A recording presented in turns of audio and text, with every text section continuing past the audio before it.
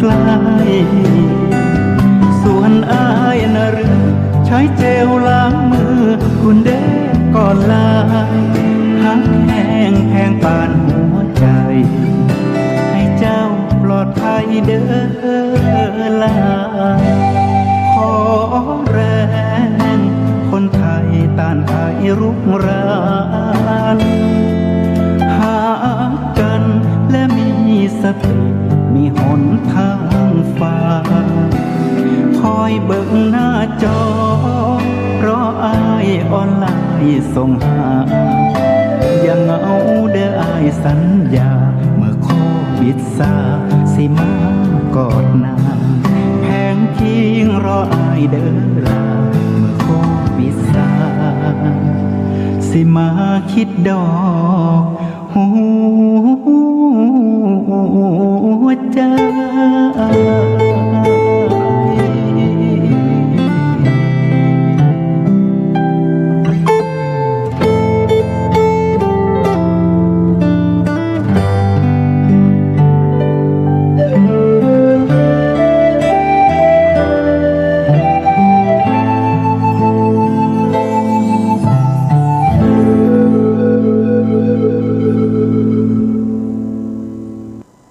กัมมุนาวะตัตตีโลโกสัตว์โลกย่อมเป็นไปตามกรรม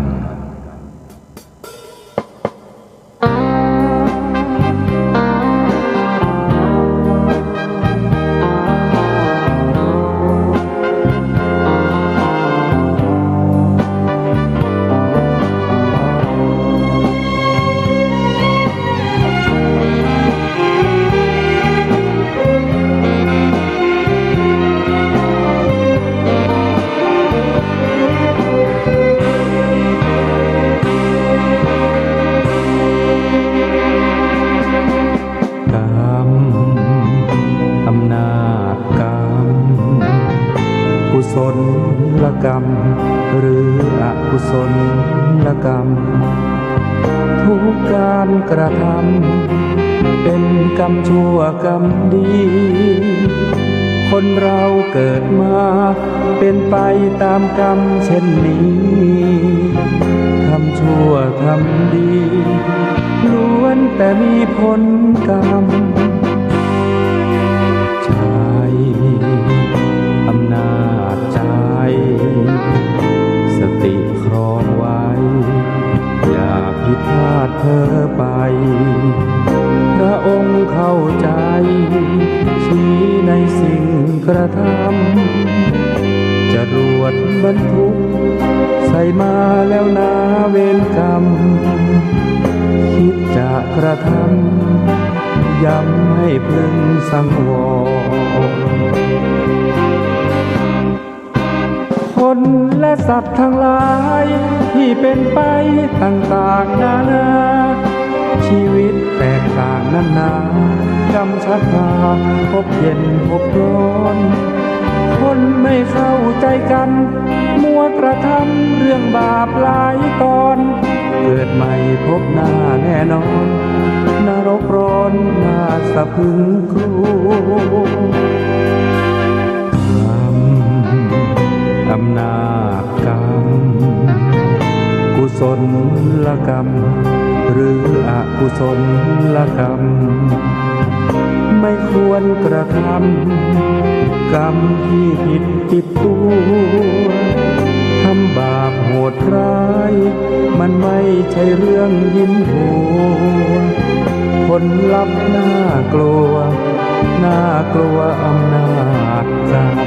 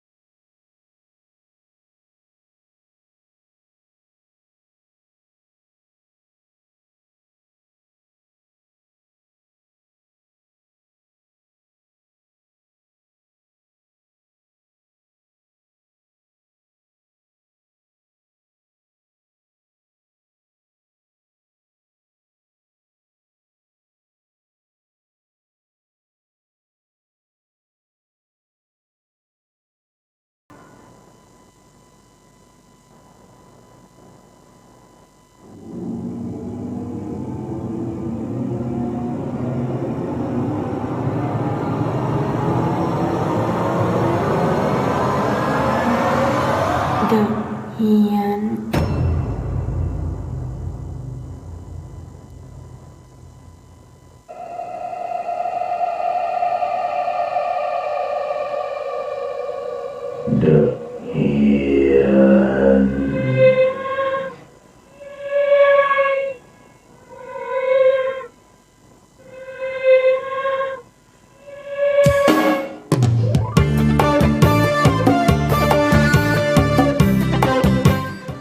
ขอถวายความนอบน้อมแด่องค์สมเด็จพระสัมมาสัมพุทธเจ้าพร้อมด้วยพระธรรมและพระสงฆ์ขอถวายความเคารพพระมหาเถรานุเถระเจ้าคณะพระสังฆาธิการทุกรูปทุกองค์แล้วก็ขอเจริญพรศรัทธาสาธุชนญาติโยมก็ต้อนรับเข้าสู่รายการเดอะเฮียนจ้าออกอากาศเป็นประจำทุกวันจันทร์ถึงวันศุกร์เวลา 5 ทุ่มถึงตี 1ออกอากาศณวัดฝายหินตำบลสุเทพอำเภอเมืองจังหวัดเชียงใหม่โดยเฉพาะวันพฤหัสศุกร์ก็เป็นหน้าที่ของดีเจพระนุกนิกแล้วก็ดีเจคุณนวลละออใจเย็นที่เหนื่อยนี่อะไรรู้ไหมเหนื่อยอะไรใส่แมสใช่ ลืมใส่หายใจไม่ทันคือปกติอยู่กุฏิไม่ใส่ไงไม่ได้อยู่กับใครอยู่คนเดียวก็ไม่ได้ต้องใส่อันนี้ก็หายใจอันนี้ก็มาคว้าเอาที่หน้าสถานีนี่เนี่ยก็คือเราก็ยังไม่รู้ว่าเขาคลี่คลายไปถึงไหนเนาะหรือว่าเกี่ยวกับอะไรวัคซีนต่างๆเนาะก็มีข่าวมาเรื่อยๆนี้เราก็ต้องทำไปก่อนเพราะเขายังไม่ได้ประกาศว่าให้ทำอะไรยังไงเนาะแล้วก็ฉันดูรายการใน YouTube นะรายการประกวดร้องเพลงอ่ะก็ยังเห็นเขาใส่แมสร้องเพลงอ่ะใช่ก็ยังงงว่าไม่รู้ว่าเสียงมันจะเป็นยังไงนะทีนี้เราก็ต้องใส่เพราะว่าเขาใส่กันโดยเฉพาะว่าเราเป็นสื่อมวลชนเนี่ยนะเราก็ต้องใส่แล้ววันนี้ก็พบกันวันพฤหัสบดีที่10นะที่10ค่ะมิถุนายนเหรอ2564จ้ะก็อาทิตย์ไหนก็มาพบกัน2วันอย่างนี้แหละก็หลายท่านก็ไปประสบพบไปทำกิจกรรมอะไรหลายอย่างเนาะหรือบางคนก็อยู่7วันก็หงอยเหงาเศร้าซึมเหมือนตุ้นุกเลยนะอยู่7วันก็หงอยเหงาเศร้าซึมไปมาวันพฤหัสก็ก็ได้มาพบปะประชาชนซะหน่อยนะตุเลขภาษาไทยภาษาอังกฤษดูมันเป็นตัวภาษาอังกฤษไทยอยู่เปลี่ยนกันนี่ภาษาอังกฤษลงนะก็นานๆมาจัดทีก็อย่างเงี้ยก็วุ่นวายหน่อยวันนี้เราจัดกล้องเองนะใช่จัดเองเพราะพระอาจารย์ติดธุระกิจไม่ได้มาเฝ้าตรงนี้นะพระอาจารย์ก็เสียสละเนาะอยู่ตั้งแต่เช้าตู่เลยนะจนดึกจนดื่นไม่ให้วิทยุรายการเรามีคนเซลแล้วว่าไงเปิดมาเมื่อใดมีแต่ข่าวใช่สิเราเล่าแต่ข่าวมันไม่มีก็เธอไม่ยอมเล่าเรื่องหลอนเลยไงเดี๋ยวเธอต้องเปิดมาเธอต้องเล่าเรื่องหลอนเลยก็เลยบอกว่าอ๋อข่าวมันติดโควิด ข่าวเขากลัวโควิดใจเย็นๆเดี๋ยวจะมีหลอนมาบอกว่าพี่ข่าวต้องเล่าเรื่องหลอนแล้วก็ไปเล่าข่าวท้ายชั่วโมงเอาเนาะต้องสลับกันเขาบอกพี่ผมเปิดมาเมื่อใดก็เป็นข่าวเปิดมาเมื่อใดก็มีแต่ข่าวขออนุญาตไม่ใส่นะเพราะว่าจะตายละหายใจไม่ออกแต่ไม่ใส่เราเอาคล้องหูไว้เดี๋ยวมันจะมีประเด็นดราม่าเราต้องเอาคล้องหูนี่ฉันเอาคล้องหูนะอย่างเงี้ยใช่ไหมเขาก็ไม่ว่าให้เราแล้วล่ะอย่างเงี้ยหมดเวลาถ่ายรูปนะเดี๋ยวนี้นะต้องถ่ายรูปต้องอะไรเวลาถอดแมสที่ต้องกั้นหายใจ3 วินาทีรีบถ่ายแล้วก็รีบใส่อย่างเงี้ยนะไม่ถอดแมสแล้วเอาคล้องหัวไปอย่างเงี้ยนะเขาจะได้รู้ว่านี่ฉันใส่ถือมานะเผอิญว่าไม่ใส่อะไร พอดีก็มาเจอเราก็ไม่มีเวลาเล่นเฟซเนาะทำอะไรนับเงินอยู่ล่ะไม่ก็มาดูน้องวันเขาขายมะม่วงซึ่งมะม่วงนี่เขาบอกว่าแม่ค้ามะม่วงนะเจ้าขาย5 บาท10 บาท ได้หมด ปีนี้มะม่วงเยอะมาก อันนี้เป็นเขียวใหญ่ คือเยอะถึงขั้นที่แบบมันถูกมากๆซึ่งเมื่อก่อนเขียวใหญ่เนี่ยจะเป็นอะไรที่แพงนะเขาก็เลยก็นำปลูกกันส่งออกนอกปลูกกันเยอะแยะมากมายตอนนี้คือมันออกมาล้นตลาด ซึ่งมันส่งนอกก็ไม่ได้มะม่วงก็ติดโควิดกันไงคือไปทางไหนก็ไม่ได้มันก็อยู่ในพื้นที่มันก็เลยถูกเมื่อวันพระเขาเอามาถวายสามแก่นโอ้มันนะเป็นมะม่วงมันคือถ้าดิบคือเปรี้ยวถ้าอย่างเงี้ยมันแล้วมะม่วงมันนี่ฉันกินกับน้ำปลาหวานแต่มะม่วงเปรี้ยวนี่ไม่กินกินไม่พอมะม่วงเปรี้ยวไม่กินคือขนาดอันนี้เขียวใหญ่ที่ละอเอามาจากชัยประการนั่นคือยักษ์มันลักษณะมันจะลูกใหญ่ลูกโลถึง2 โลเหมือนกัน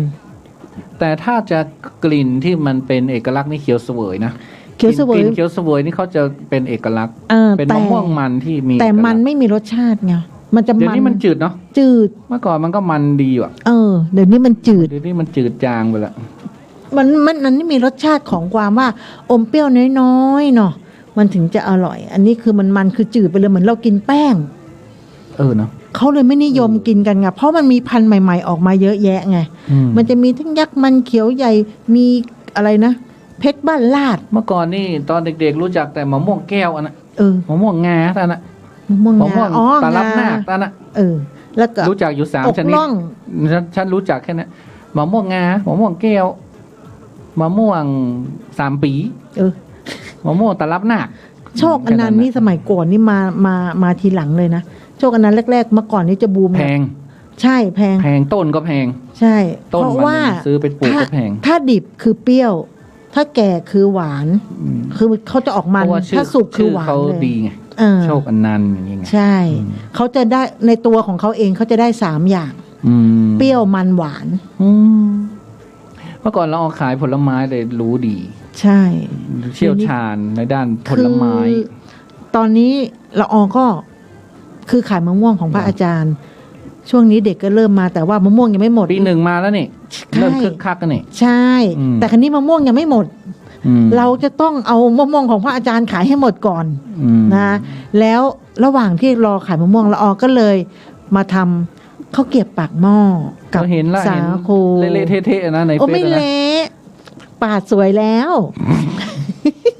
ฉันเห็นว่าอะไรอ่ะเหมือนด้วงเหมือนหนอนอะไรก็ไม่รู้ใช่มันจะเป็นขดหอยไง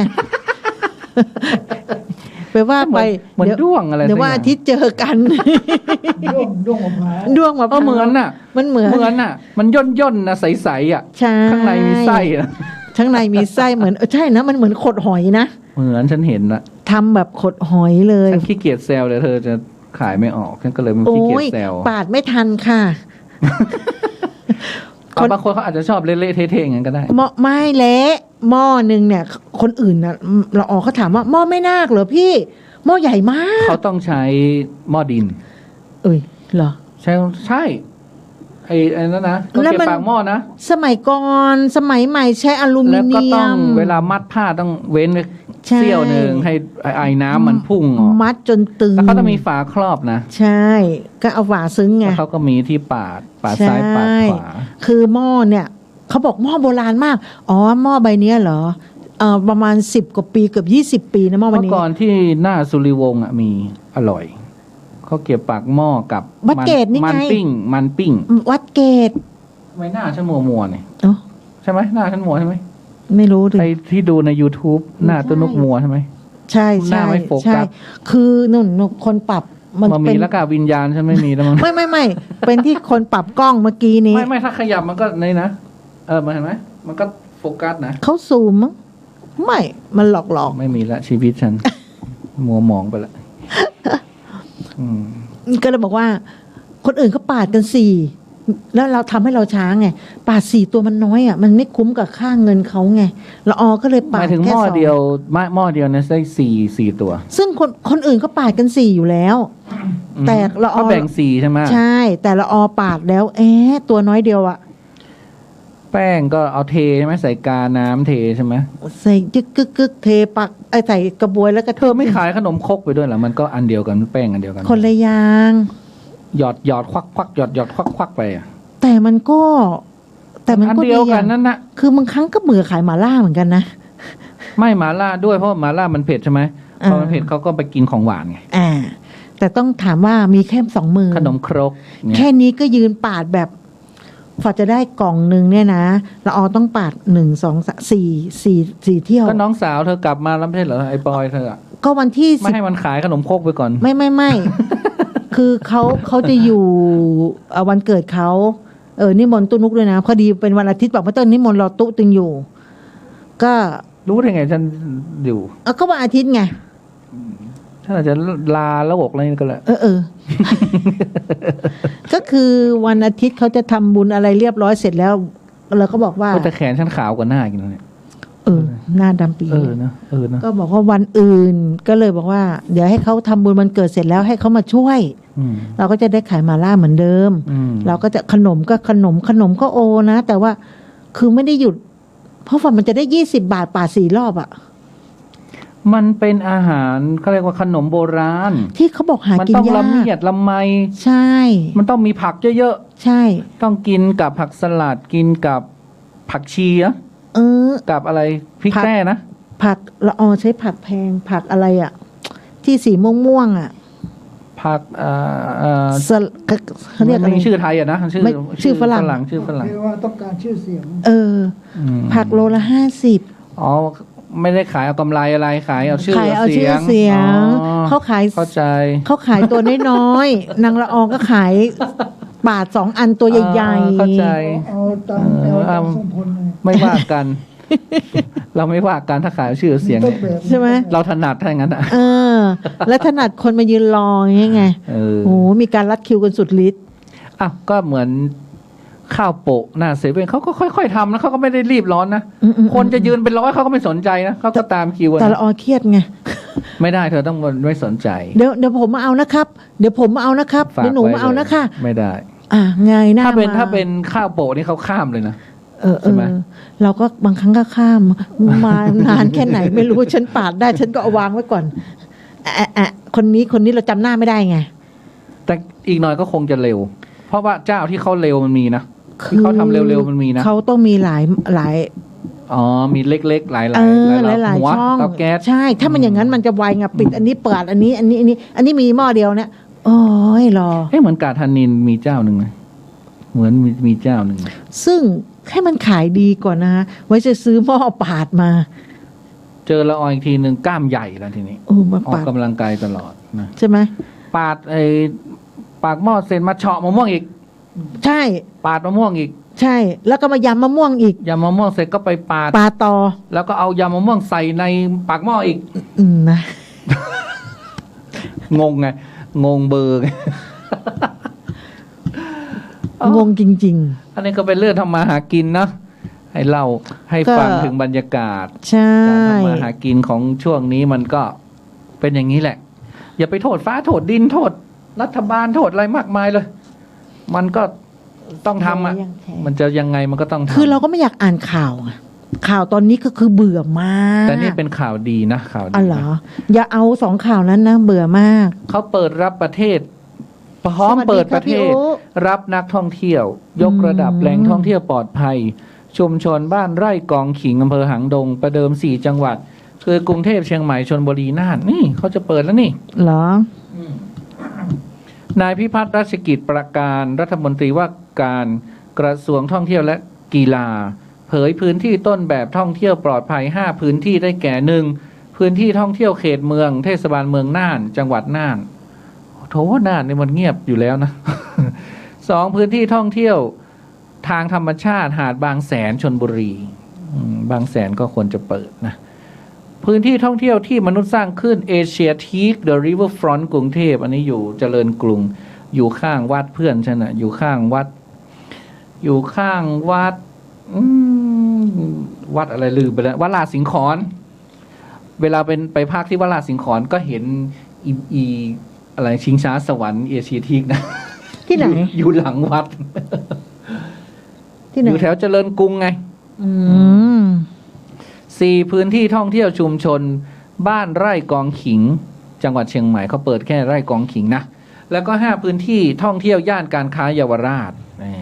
นี่เขาก็จะเริ่มคึกคักนะ ต้นแบบพื้นที่ท่องเที่ยวประเภทต่างๆทั่วประเทศสามารถนำไปปรับใช้เพื่อพัฒนาและยกระดับแหล่งท่องเที่ยวปลอดภัยสำหรับนักท่องเที่ยวเซฟตี้โซนได้สำหรับพื้นที่ท่องเที่ยวบ้านไร่กองขิงจังหวัดเชียงใหม่นี่ตั้งอยู่ที่หนองควายนะตำบลหนองควายอำเภอหางดงจังหวัดเชียงใหม่ซึ่งมีการรวมตัวของ3ชุมชนในเวลานั้นก็คือบ้านนาบุกบ้านไร่และก็บ้านกองขิงโดยในสมัยก่อนที่ยังไม่ได้มีการตัดถนนผ่านผู้คนก็สัญจรไปมาโดยการเดินเท้าและก็มีอาชีพเกษตรกรรมนอกจากนี้ก็ยังมีการแบ่งเขตการปกครองตามสายน้ำเพราะว่าบางพื้นที่แม้จะอยู่ติดกันแต่ก็กลับไปเดินทางไปมาหาสู่เราเอาแม่น้ำกั้นกันไว้แล้วก็แบ่งเป็นหมู่บ้านชาวบ้านก็มาอาศัยอยู่มากขึ้นแล้วก็แยกตัวออกไปเป็นบ้านใหม่ก็คือหมู่10บ้านไร่บ้านกองขิงก็ไม่สามารถแยกไปตั้งหมู่บ้านตนเองได้เพราะว่าประชาชนยังไม่ถึงเกณฑ์ก็เลย2หมู่บ้านนี้ก็เลยรวมตัวกันเป็นบ้านไร่กองขิงหมู่ที่3จวบจนปัจจุบันสำหรับบ้านไร่กองขิงเนี่ยก็กลายเป็นที่รู้จักกันดีในเรื่องของการย่ำคางก็มีเนาะสุขภาพกายใจต่างๆสมุนไพรการอิงชีวิตใช้ชีวิตแบบพอเพียงเรียบง่ายใช้ภูมิปัญญาท้องถิ่นต่อยอดกลายเป็นผลิตภัณฑ์และแหล่งท่องเที่ยวเชิงสุขภาพผลิตภัณฑ์ของชุมชนก็ได้แก่น้ำผึ้งเกสรผึ้งยาหม่องไพรยาดมสมุนไพรอะไรพวกเนี้ยสบู่เหลวลูกประคบตะไคร้หอมอะไรพวกเนี้ยละออก็ไปซื้อได้นี่เขาเล็งที่จะเปิดนะแต่ไม่รู้เขาจะเปิดหรือเปล่านะเดี๋ยวละออก็จะเขาเล็งข่าวน้อยๆจะเอาหลอนเยอะๆเล่าตอนนี้แหละเอาเหรอเล่าไปเลยเอาเลยเหรอเอาเลยเอาข่าวตู้ให้จบก่อนไหมเอาสักห้าทุ่มเกิด5 ทุ่มเกิดนั่นแหละมันต้องเริ่มเลยนะเอาเหรอมันต้องเริ่มเลยเอาเรื่องนึงแล้วก็ไปข่าวถ้าเราเรื่องร้อนแล้วมันคิดข่าวไม่ออกแล้วนะเหรอมันคิดข่าวคิดถึงเหมือนกันค่ะอยากจะไปหาแต่กลัวโควิดเนาะใครอ๋อพี่อุที่อยู่ปากใต้เหรอไม่ใช่อันนี้เล่าวิภารีสอร์ทอ๋อเนี่ยนะประแดดเนี่ยนะใช่ถ้าใครอยากจะไปพักตอนนี้เปิดหรือยังพี่พร้อมเปิดแล้วใช่ไหมพร้อมเปิดแล้วนะเพราะว่าช่วงนี้คนก็มาพักตามโรงแรมอะไรอย่างนี้ก็มีเยอะแล้วเนาะสวัสดีเจ้าสินทรเดี๋ยวมาฟังเรื่องหลองก่อนสวัสดีจ้าอันนี้เรามีข่าวอื่นๆเรามีข่าวอะไรอ่ะไม่มีเบื่อข่าวนะเบื่อมากเลยเดี๋ยวเราไปฟังเพลงสักเพลงหนึ่งแล้วใช่เดี๋ยวมาฟังเรื่องหลอนเลยนะค่ะสวัสดีครับพี่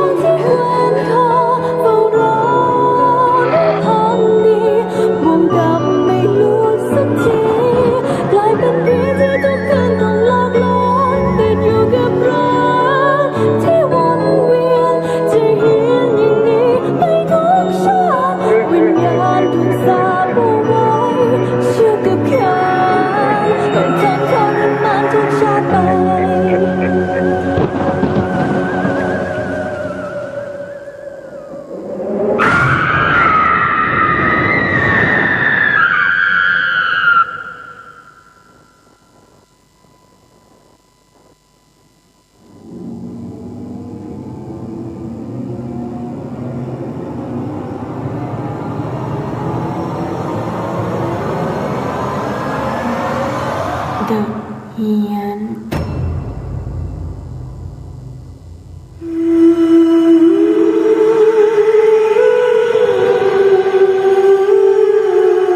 สาวหลอนมากเลย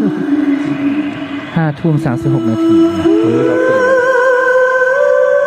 เราเปลี่ยนแปลงนะ ใช่เขาบอกว่ารายการ เสียง ผี เราก็จะต่ำลงเห็นไหม เขาบอกว่ารายการผี มันจะต้องเป็นเรื่องหลอน หรือรายการข่าวอะพี่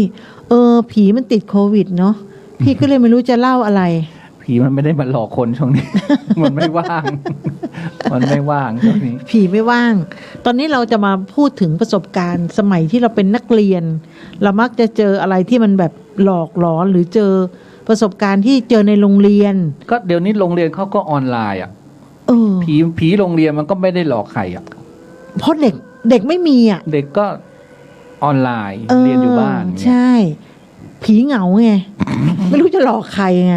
ใช่ไหมพันโรงก็ไปครูก็ไม่ไปทุกคนออนไลน์ อ หม อ ด นไลน์หมด ใช่ไหม work from home หมด ใช่ ผีก็เลยบอก work from home ว่าฉันก็ขออยู่ของฉันเงี้ย โรงแรมคนก็ไม่ได้พัก ใช่ เพราะคนยังไม่ได้ท่องเที่ยว ถ้าเกิดว่าเขาจะเที่ยวนี่คือปิดโรงแรมเขาเหมาเลยนะ ปกติเนี่ยผีมันจะต้องหลอกที่โรงเรียนบ้าง โรงแรมมั่ง โรงพยาบาลมั่งเงี้ย ตอนนี้ผีก็นั่ง โรงพยาบาลก็คือคนเยอะไง ใช่ คนเยอะแล้วก็หมอพยาบาลก็เหนื่อยแล้วไง หลอกไปก็เอาเต็มที่เลย เอาเต็มที่ จะมาญาติเอาญาติ ไม่ คน มีแร ไข้ งกลัวแล้วไม่มีแรงกลัวอะไร ญาติคนไข้ก็เยอะแยะจอแจไปหมดไม่รู้จักหลับจักนอนไง อย่างเงี้ย พี่ก็โอ้งั้นเอาเต็งเลยไหมเนี่ยใช่ไหมเราก็เลยมาเล่าประสบการณ์ในโรงเรียน ซึ่งตอนนี้ผีเขาติดโควิดไปหมด เราก็เลยต้องย้อนอดีตไปนะคะ ขอเล่าเรื่องประสบการณ์นะคะที่เขาส่งกันเข้ามาเนี่ยเนาะเขาบอกว่าเกิดขึ้นเมื่อ10 กว่าปีที่แล้ว ซึ่งตอนนั้นผมก็เรียนอยู่ม.ปลายนะคะก็เป็นเรื่องที่ได้ฟังจากครูและเพื่อนนักเรียนที่อยู่ในเหตุการณ์รวมถึงตัวเองที่เคยเจอเช่นกันเหมือนกันซึ่งสมัยเมื่อก่อนเนี่ยละออก็เคยเจอนะเป็นเด็กๆอ่ะเดี๋ยวของละออค่อยเล่าก็ฉันฟังวันละ10 ชาติ10 ล้านครั้งนั่นแหละบางคนเขายังไม่ฟังไงอาจจะเพิ่งมาเคยฟังแต่อันนั้นคือเรื่องจริงฟังกี่รอ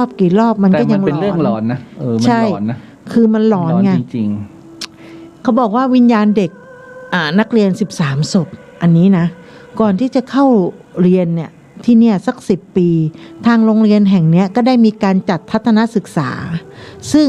ก็จะไปกันเป็นรถบัสปรับอากาศหลายคันก่อนวันไปทัศนศึกษาเนี่ยผอ.ของโรงเรียนในยุคนั้นนะท่านกำลังป่วยอยู่พอดีและนอนในห้องพิเศษของโรงเรียนอยู่หลายวันผอ.ก็เล่าว่าในคืนนั้นแกเห็นคนแต่งชุดราชแมนแตนคือนุ่งผ้าม่วงใส่ถุงเท้ายาวขึ้นมาถึงเข่าสีขาวรองเท้าคัชชูดำหัวแหลมผูกเชือกนะคะท่าทางภูมิฐานเขาบอกว่าพร้อมกับผู้หญิงเนี่ยผู้หญิงนี่เขาก็จะใส่ชุดลายฉลุหมูแฮมแขนพองสีขาวก็จะใส่กระโปรงสุ่มสีขาวลายลูกไม้ก็มายืนอยู่ข้างๆเตียงในห้องพิเศษนะคะแถมด้านหลังชายหญิงคู่นั้นก็จะมีคนที่แต่งย้อนยุคไปอีกหลายคนมีอยู่2 คนก็ยืนกลางร่มให้ชายหญิงด้านหน้าสุดเหมือนคนติดตามผอ.แกก็ลองนับคนในกลุ่มนั้นทั้งหมดได้13 คนจากนั้นกลุ่มคนที่ผอ.เห็นก็ค่อยๆเลือนหายไปเหมือนกับว่าพวกเขามาเพื่อจะบอกอะไรสักอย่างพอตอนเช้าก็มีครูจากโรงเรียนไปเยี่ยมผอ.ก็จึงเล่าเรื่องนี้ให้ครูฟังประจวบกับรถบัสทัศนศึกษาของโรงเรียนได้ออกเดินทางไปเขาใหญ่พอดีพอขากลับตอนเย็นนะคะปรากฏว่าเกิดอุบัติเหตุขึ้นรถบัสคันหนึ่งมันเกิดพลิกคว่ำเด็กในรถบาดเจ็บกระนาวและที่สำคัญที่สุดคือนักเรียนม.ปลายที่เสียชีวิตในเหตุการณ์ครั้งนี้ด้วยทั้งหมด13 ศพซึ่ง2 ใน 13 คนนี้เป็นเป็นลูกครูที่โรงเรียนแห่งนี้ด้วยนะคะพอครูที่เป็นผู้ปกครองเด็กที่เสียชีวิตรู้ข่าวแกร้องไห้แทบเสียสติเลยนะคะแต่ที่มันแปลกก็คือการเสียชีวิตในอุบัติเหตุครั้งนั้นเนี่ยจำนวนคนก็เท่ากับที่ผอ.ฝันพอดีด้วยเหตุนี้ผอ.จึงคิดว่า กลุ่มคนที่มาเข้าฝันแกน่าจะเป็นเจ้าที่เจ้าทางของโรงเรียนก็ได้ เนื่องจากโรงเรียนแห่งเนี้ยเป็นโรงเรียนที่มีชื่อมีชื่อแล้วก็เป็นบุคคลท่านหนึ่งด้วย จึงสร้างศาลใหม่ให้ที่ด้านหลังของห้องสมุดแล้วก็ปลูกดอกไม้เอาไว้ร่มรื่น เนื้อที่ก็กว้างขวางมากนะคะคราวนี้เรียกกันว่าโรงเรียนเนี้ยเป็นโรงเรียนชื่อดังมากในอดีตเคยออกข่าวใหญ่โตคึกโครมมาเมื่อ20กว่าปีก่อนแต่ปัจจุบันลองค้นหาข่าวนี้กลับไปหาอีกก็คงไม่เจอแล้วเหมือนโดนลบออกจากโซเชียลไปหรือไงก็ไม่ทราบนะคะเพราะว่าข่าวมันดังมากอาจจะทำให้โรงเรียนเขาเสียชื่อเสียงก็ได้นะคะหลังจากที่อุบัติเหตุร้ายแรงครั้งนั้นผ่านไปพวกนักเรียนและครูในโรงเรียนก็มักจะพูดถึงเรื่องวิญญาณเด็กที่เสียชีวิตทั้ง13คนนั้นอยู่เสมอซึ่งบางคนก็อ้างว่าพบเห็นคน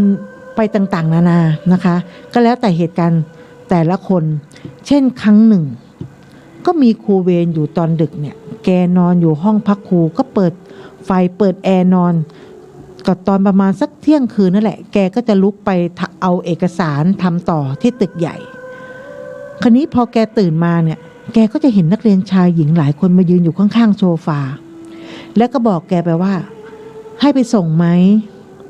ครูคนนั้นก็รู้ทันทีว่าพวกนั้นเป็นเด็กนักเรียนที่เสียชีวิตในอุบัติเหตุ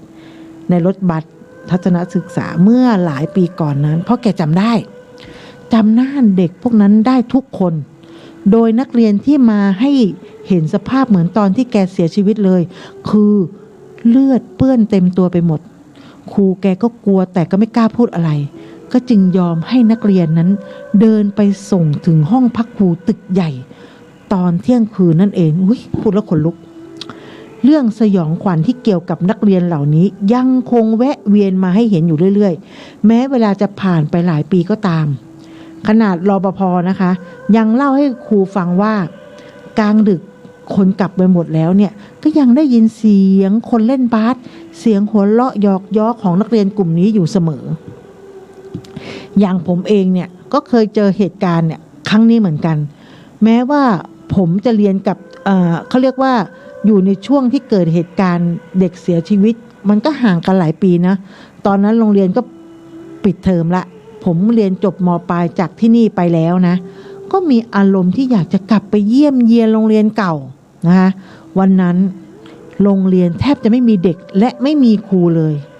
ผมก็ไปนั่งเล่นอยู่ที่ห้องเรียนตรงมุมระเบียงสุดของอาคารระหว่างนั้นก็นั่งนึกย้อนไปถึงภาพวันเก่าๆสักพักก็ได้กลิ่นเหม็นคาวเลือดแบบช้ำเลือดช้ำหนองมันลอยมาในเตะจมูกพอดีตอนนั้นผมเชื่อเลยว่าผมคงโดนเข้าแน่ๆผมจึงพูดลอยๆไปว่าพี่อย่ามาล้อเล่นนะผมกลัวเท่านั้นแหละกลิ่นนั้นมันก็หายไปซึ่งห้องที่ผมเข้าไปนั่งนั้นก็คือห้องนักเรียนของเด็ก13คนที่เสียชีวิตจากเหตุการณ์ทัศนศึกษาคว่ำเมื่อ20ปีก่อนนั่นเอง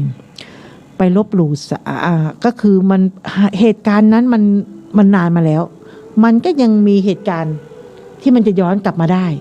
คือแสดงว่าเด็กพวกนี้ยังไม่ไปไหนยังวนเวียนอยู่นะคะอันนี้ก็คือเขาอันหนึ่งเขาตายไม่รู้ตัวนะใช่ตายอุบัติเหตุแล้วก็สองก็คือว่าระหว่างที่เขาจะตายนั่นน่ะคือความที่เขากำลังเดินทางจิตที่มันยังไม่ถึงที่อ่ะใช่จิตที่กูกำลังจะไปเที่ยวเงี้ยนะมันก็เลยคือมันไม่ถึงที่เขาไปเที่ยวไงอันเนี้ยมันนี่เป็นสองสาเหตุก็คือหนึ่งบางคนยังไม่ถึงวาระไงหนึ่งคือตายไม่รู้ตัวตายอุบัติเหตุนะสองก็คือเรื่องสิ่งที่เขากำลังทำอยู่น่ะมันยังไม่เสร็จสิ้นคือการที่เขาไปเที่ยวน่ะคือเขายังไม่ได้ไปเที่ยวไงเขาก็คิดว่าเขาก็ต้องอยู่แถวนั้นนั่นแหละบางคนยังไม่ถึงที่นะยังไม่ถึงคราวไงโตแต่อาจจะไปก็คือเขาต้องอยู่อย่างเงี้ยไปกับเขาอ่ะไปกับเขาอ่ะแล้วตายเด็กเนาะตายเด็กบางทีอายุไขเขาอาจจะยาวนานกว่านั้นอย่างเงี้ยเขาก็ต้องรอไปเขาต้องอยู่รอไปผุดไปเกิดไปรอจนกว่าจะถึงอายุไขที่เขาจะต้องเสียชีวิตไปจริงๆ หรือว่าต้องทำบุญแบบต้องมีคนทำบุญแบบให้เขาหนักๆเลย ใช่ ให้เขาไปแบบรับบุญแล้วก็ไปผุดไปเกิดได้อย่างเงี้ยอันนี้ก็เป็นเรื่องแรกเนาะ ค่ะ เรื่องสองอ่ะ เรื่องสองเหรอคะ เรื่องนี้เขาบอกว่า อย่าลบหลู่ศาลไม่ดีสักลายนะคะ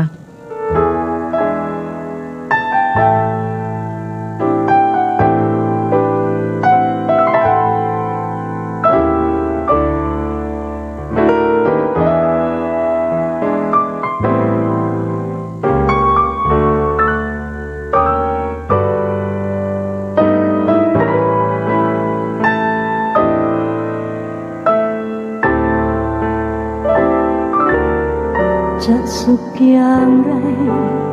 ในเมื่อใจต้องไหวต้องหวั่นเฝ้าผูกพันรักอันนั้นคอยบั่นหัวใจเนี่ยความผูกพันนะบางทีมันอยู่ที่ความผูกพันด้วยนะ ใช่ บางทีที่แบบผีไม่ไปไหนเนี่ยมันจิตเขาผูกพัน แล้วเด็กยังไม่รู้อะไรเลยไง มันผูกพัน เขาก็ ผูพั ยั น ง กับโรงเรียนไง ใช่แล้วเด็กเนี่ยจะรักโรงเรียนรักเพื่อนฝูงยังยึดติดยังอยากจะเล่นยังอยาก ก็ จะ ชีวิตเขามีแค่นั้น เออ อย่างฉันเนี่ยเรียนโรงเรียนกับวิระตั้ง6 ปีอะตั้งม.1 ถึงม.6 อ่ะ โรงเรียนไม่ไล่ออกใช่ไหม ก็จะไปสอบนาฏศิลป์แล้วสอบแม่ไม่ให้ไปสอบ น่าจะศิลป์ นี่จริงๆฉันต้องรำสวยเลยนะทุกวันเนี่ย เขารับผู้หญิงสวยๆค่ะ ผู้ชายเขาก็รับ ผู้ชายต้องหล่อ เขาเอาไปเล่นโขน เขาต้องหล่อ เป็นพระลักษมณ์พระรามได้เป็น นึกก็เป็นลิง จากฉันจะไปเป็นลิงได้ไง ฉันต้องไปเป็นพระลักษมณ์พระราม นึกขำไปจิกจิกจิกยิงจักจัก เอาเขาต้องฝึกไง ใช่ ก็เลยไปเรียนศิลป์ฝรั่งเศสแทน ละออไม่มีความคิดเลยนะน่า ทุก จะ วัน ศิ นี้ ลป์เนี่ย พูดฝรั่งเศสไม่ได้สักค ละออไม่เลือกเรียนละออนี่เลือกเรียนภาษาญี่ปุ่น ำ เขามีภาษาฝรั่งเศส ภาษาญี่ เค ปุ่ ย น เห็นประเทศญี่ปุ่นหรือยัง ไม่เคย ฉันเรียนฝรั่งเศสนะ แต่ไปญี่ปุ่น ฉันก็ไม่เคยเห็นฝรั่งเศส ไม่รู้จบมาได้ไงภาษาญี่ปุ่นเนี่ย ไม่เคยรู้เรื่องภาษาญี่ปุ่นนะรู้อย่างเดียวคาโอ ฮอน ไบ ด้า หน้า โตโยต้า คาวาซากิ และอาจารย์ญี่ปุ่นด้วยนะมาสอนอะซึ่งพูดไทยก็ไม่ค่อยชัดนะ แล้วแกก็จะแบบเป็นคนที่ไม่ค่อยยิ้มยากแล้วแกสูงใหญ่มาก แล้วนุ่งนะ เป็นคนญี่ปุ่นโบราณอะกระโปรงเนี่ยเขาเรียกว่าอะไรนะกระโปรงจับจีบอะจีบรอบตัว แล้วก็ยาวถึงกระตุ่มนะ แล้วก็เดินเหมือนนกเพนกวินใช่ไหม ไม่แล้วก็ เดินก็เตะเตะเตะอย่างเงี้ย แกตัวใหญ่สูงใหญ่ แล้วแกจะใส่รองเท้าแบ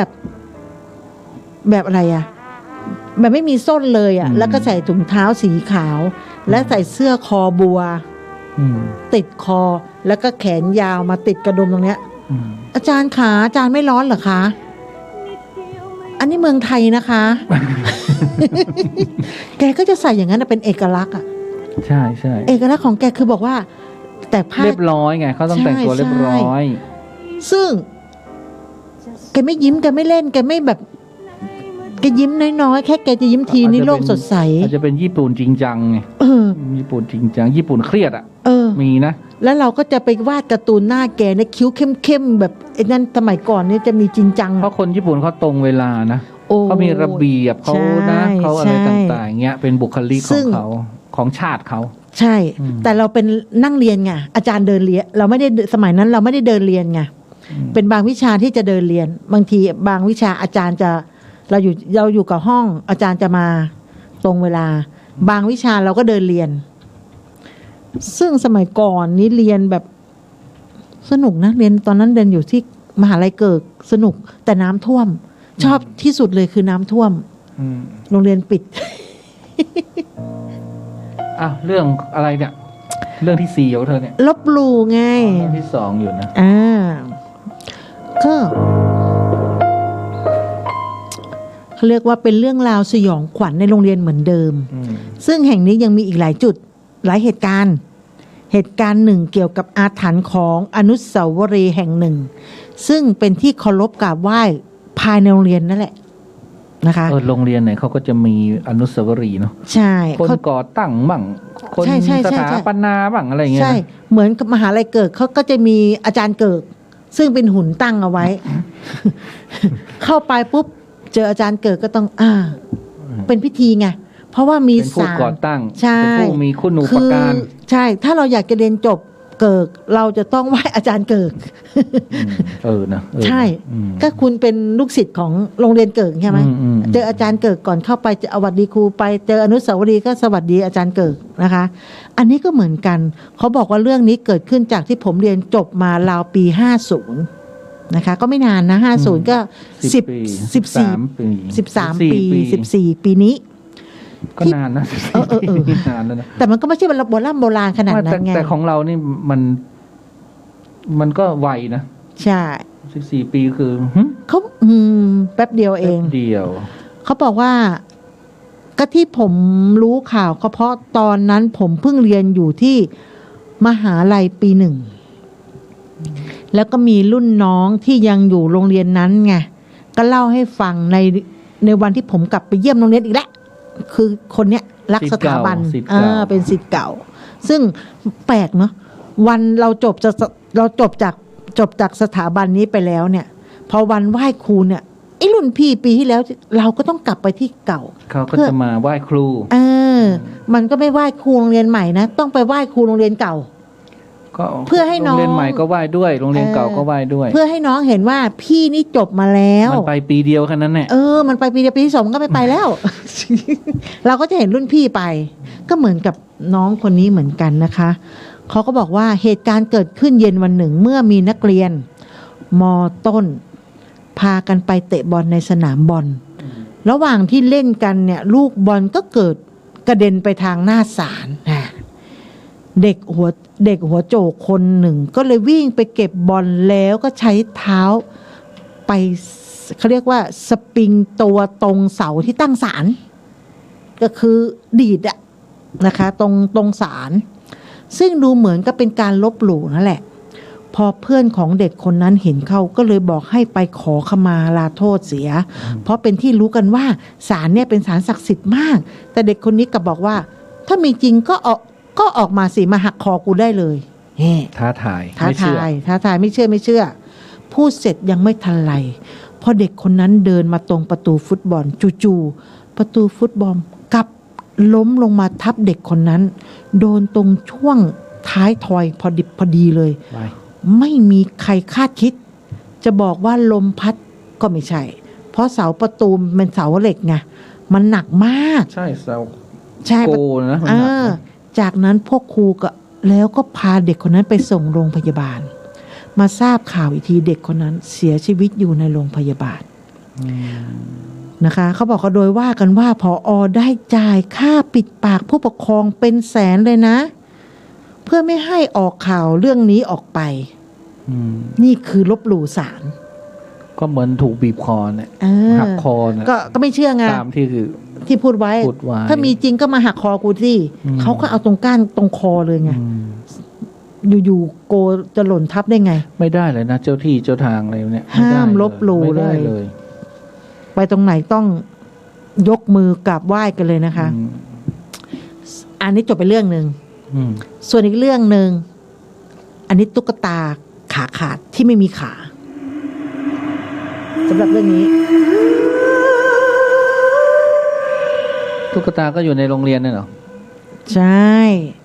มันมีเหตุการณ์หลายๆเหตุการณ์โดยเฉพาะโรงเรียนเนี้ยเหตุการณ์นี้นะเป็นเหตุการณ์เกี่ยวกับตุ๊กตาสภากาชาติตัวหนึ่งนะตุ๊กตาอะไรวะตุ๊กตาสภากาชาติก็แต่งตัวเป็นนางพยาบาลไงแต่มีแค่ครึ่งตัวเขาก็จะแต่งเป็นชุดแดงนะตุ๊กตาตัวเนี้ยเก่าแก่มาก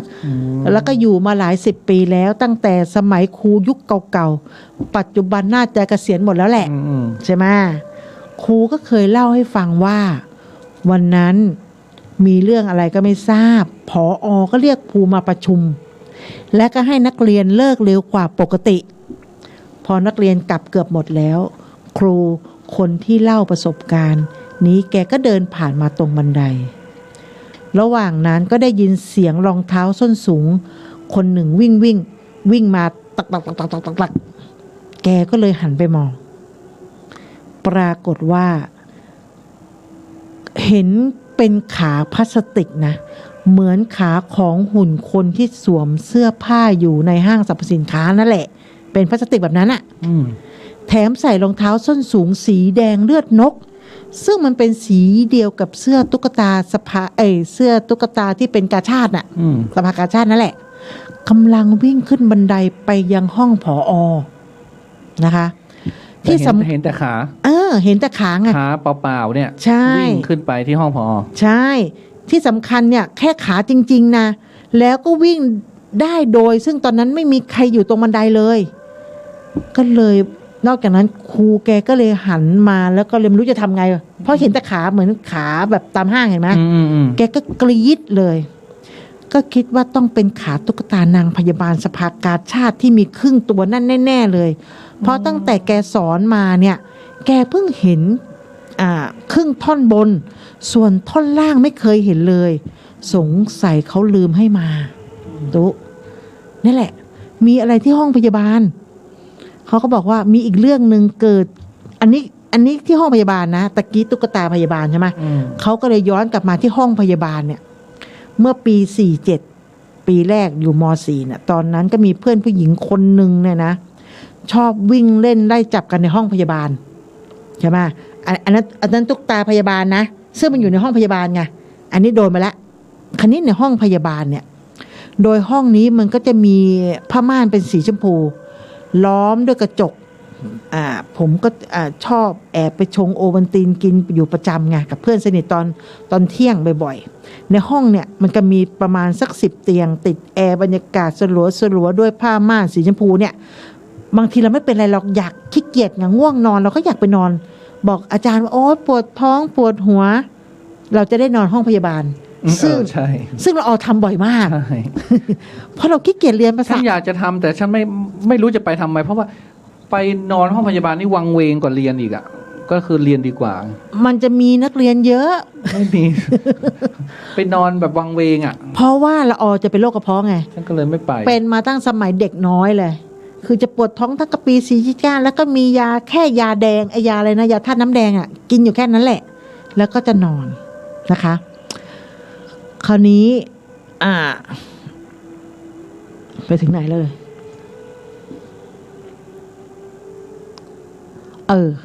ระหว่างที่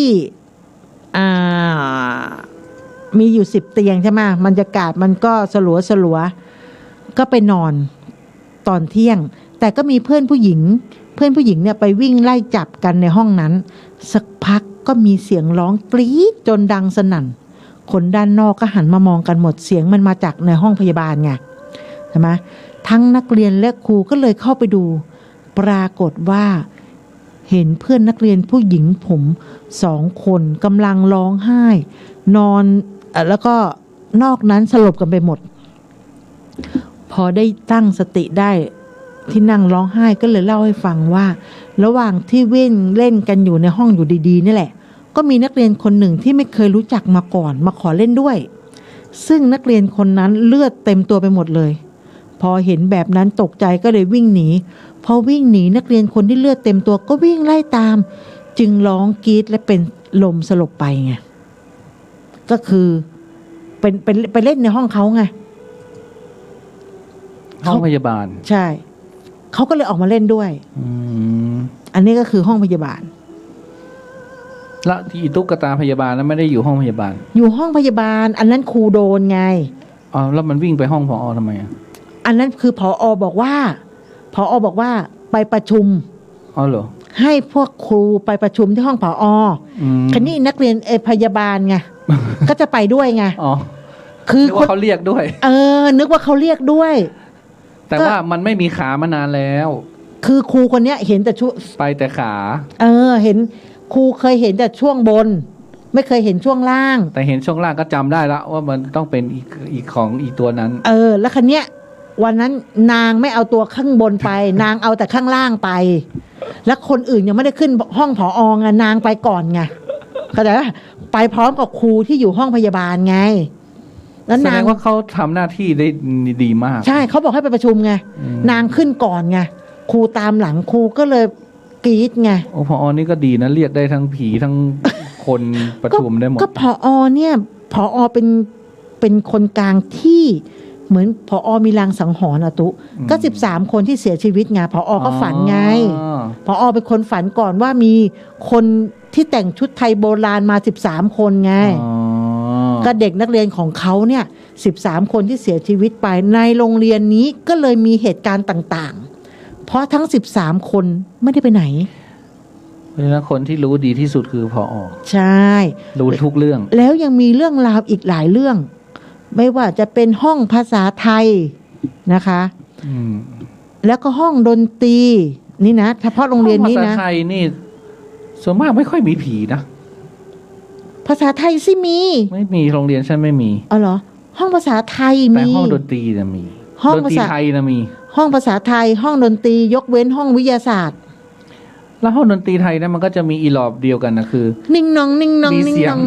นั่นแหละเสียงไม่มีคนเล่นใช่เหมือนกันทุกโรงเรียนใช่สวัสดีครับฟังเพลงก่อนไม่เที่ยงเดี๋ยวค่อยมาเล่าจ้าฟังเพลงนะจ้า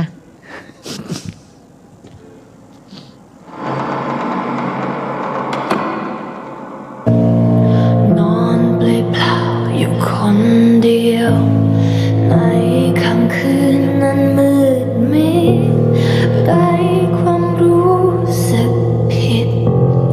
ไร้ชีวิตและจิตใจเมื่อชีวิตที่เคยผ่าน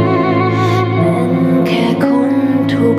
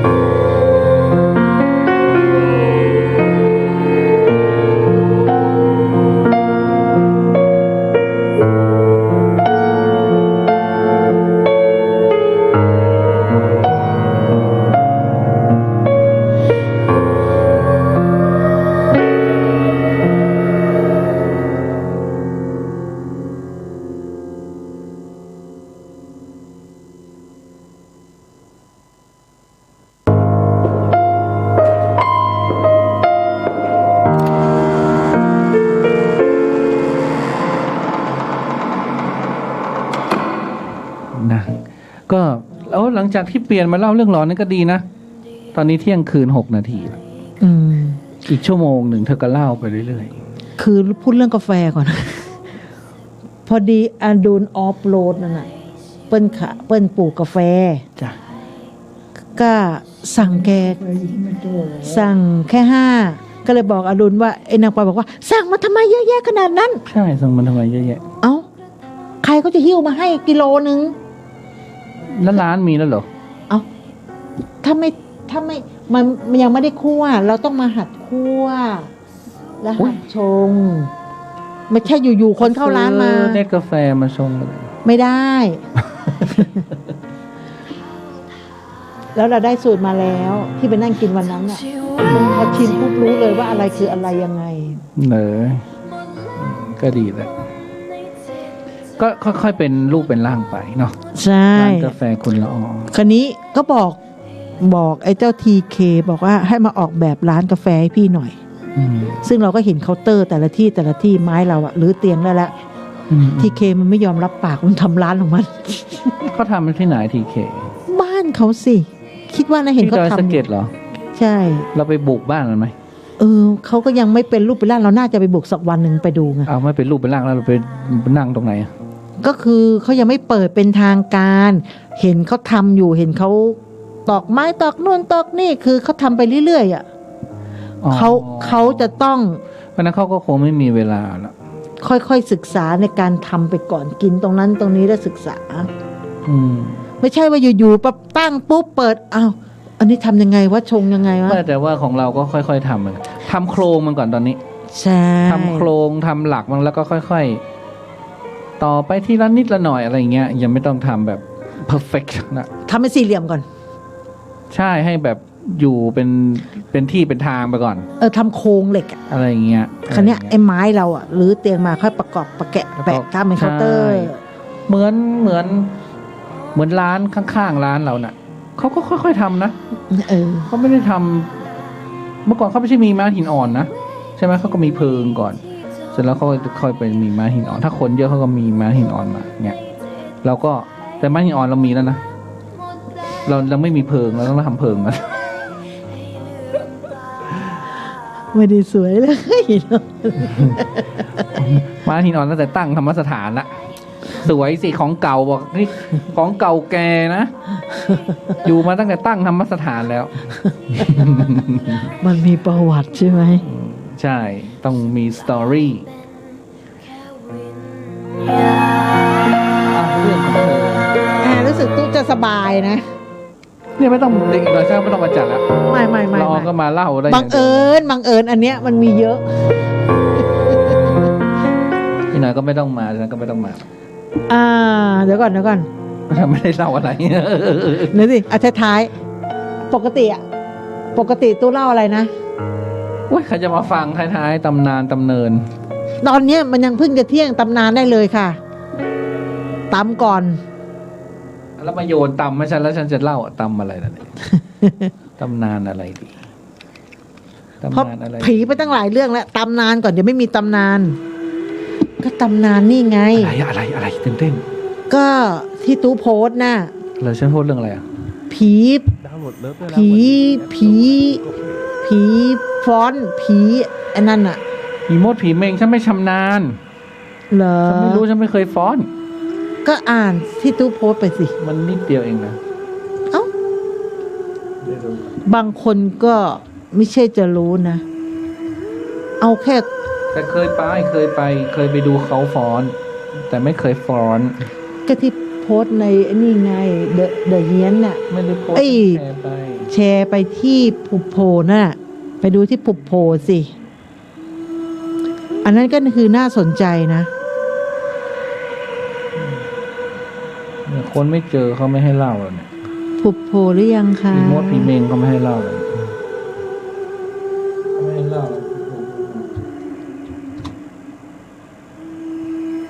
ให้เล่า อันนี้นะเพราะว่าอันนี้เฟซพระอาจารย์ไม่ได้เฟซฉัน อ๋อ พระอาจารย์ไม่ได้เป็นเพื่อนกับนี่ไง แมวก็ไอประสบการณ์ดีเจมะตูมนี่ไง ดีเจมาตูมเนี่ยละออเคยเล่าของแกไปแล้ว อ๋อที่มันเป็นโรงแรมใช่ไหม ใช่ โรงแรมบ้านเชียงใหม่เนี่ยนะ หางดงเนี่ย ทางดงนะ เส้นคันคลองเนี่ย แล้วมัน ที่มันเจอ มันไปเที่ยวก่อนนะ ใช่ แล้วมันกลับ คือเขานอนโรงแรม ล้วนไปหาใช่ไหมไปหา ใช่ โรงแรม ใช่ คือเขาโดนกลางคืนไง เออ เขาไปทางเส้นหางดงคันคลอง เรื่องนี้เลยเหรอ เรื่องนี้แหละ อ๋อ เราเคยเล่าแล้วเพราะเคยฟังดีเจมาตูมเล่า ซึ่งเป็นเหตุการณ์จริง ซึ่งมันไม่นานนี้เองนะเขาก็คือโรงแรมเป็นโรงแรมจิ้งหรีดอ่ะ อืม เป็นโรงแรมจิ้งหรีดเขา ฉัน ก็ เอา คิด ตำนาน16ล้านหมูจุ่มรอบคูเมืองได้ไหม เอาสิ มีด้วยเหรอ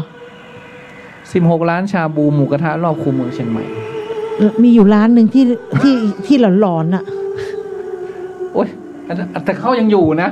เขาก็เปลี่ยนเจ้าไปเรื่อยๆแต่เขายังอยู่ชื่อเดิมเขาเปลี่ยนเจ้า อ๋อ เขาก็เซ้งต่อไปแล้วก็ใช้ชื่อเดิม รุ่นเขาไปหมดแล้วนะ อุ้ยใครจะมาอยู่ รุ่นเขานี่คือไม่มีแล้วนะ ไม่มี นั่นน่ะ ไม่มี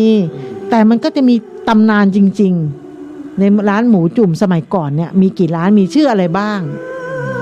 เพราะเดี๋ยวนี้มันมีขึ้นใหม่เดี๋ยวนี้เขาไม่ได้ร้านใหญ่เดี๋ยวนี้เขาไม่ร้านใหญ่อย่างนั้นละ เขาทำร้านเล็กๆ ร้านเล็กๆดูเป็นแบบ เพราะว่าร้านใหญ่ก็ คนไม่เข้า เปลืองคนเสิร์ฟเปลืองอะไร เปลืองเนื้อที่เดินไกล อะไร ใช่ ต่างๆ แคบเข้าไว้อะดี แต่มันก็ทันยุคทันสมัยนี้ ซึ่งเขาให้กินห่าง เขา กัน ให้ ไง นั่งแค่นั้นนั่งห่างร้านกว้างก็ดี คือนั่งไปเลยห่างๆกันไง เอาล่ะ ซึ่งคนก็ไม่ค่อยนั่นอยู่แล้วเหมือนที่วันก่อนเราออไปแม่ริมเนาะ ไปร้านกาแฟ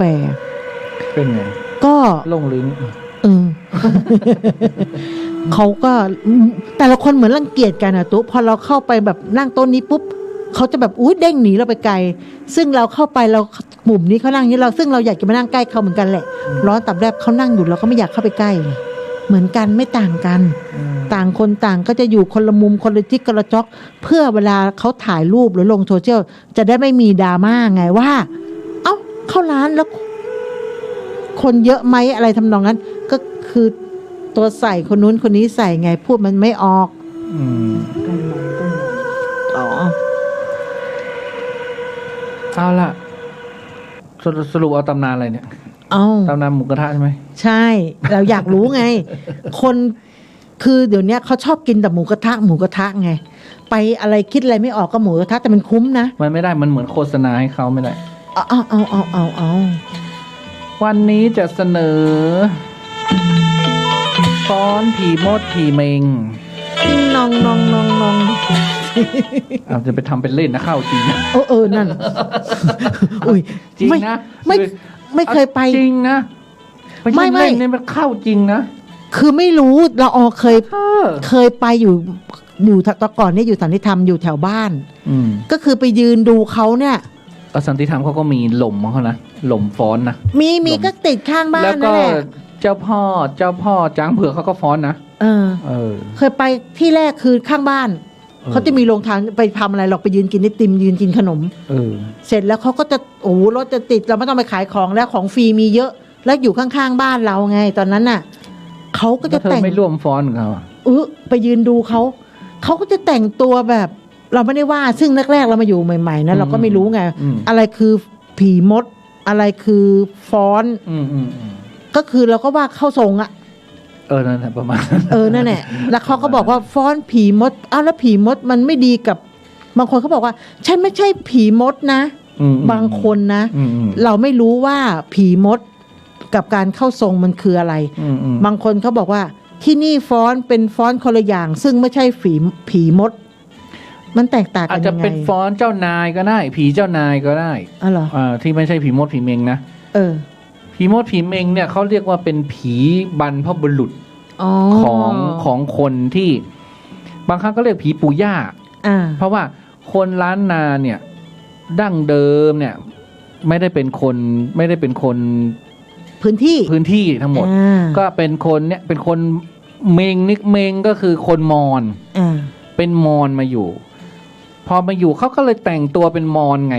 เขาก็จะใส่ชุดสีสดใสใช่แต่งแบบนั้นนะเอาผ้ามาคล้องเหมือนมอญเห็นไหมเวลามอญแล้วก็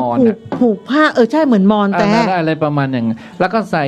ผ้าเป็นตาเห็นไหมอย่างเงี้ย เมงก็คือมอนนั่นเนี่ยเมงก็คือมอนนะแล้วก็ผีมดผีเมงเนี่ย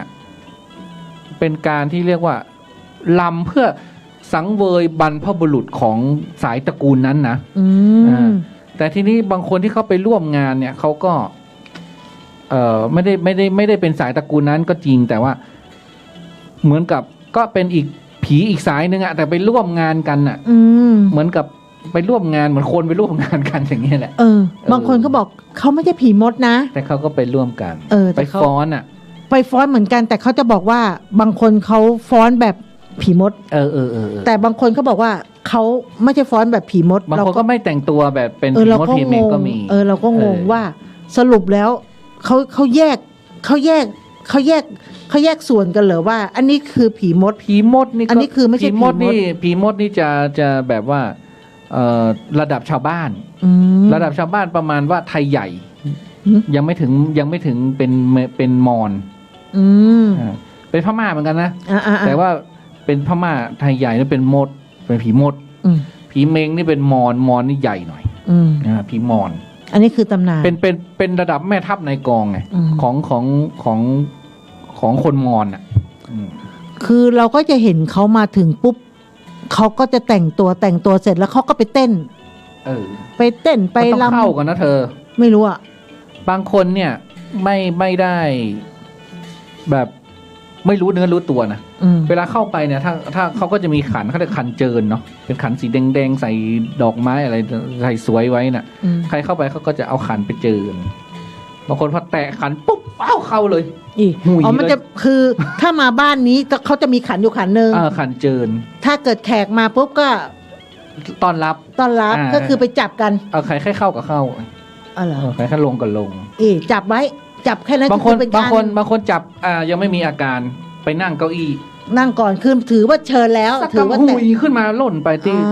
ขันอันนี้ก็ถือว่าเชิญแล้วไงใช่ป่ะคุณจะลงตอนไหนก็เรื่องของคุณแล้วใช่แล้วแต่รับแขกแล้วแล้วแต่ผีเจ้าบ้านรับแขกแล้วว่างั้นจะเรียกเข้าบ้านแล้วใช่ไหมบางคนเขาก็ฟ้อนทุกปีบ้านตระกูลใหญ่เนาะเขาจะฟ้อนทุกปีบางตระกูลก็เว้น2 ปีครั้ง3 ปีครั้งก็แล้วแต่นะเพราะว่าพิธีการในการฟ้อนเนี่ยเขาก็จะต้องแปลงผามหรือแปลงประรำพิธีผามนี่ก็ทำด้วยมะพร้าวหญ้าคาใบตองตึงอะไรแค่นี้นะ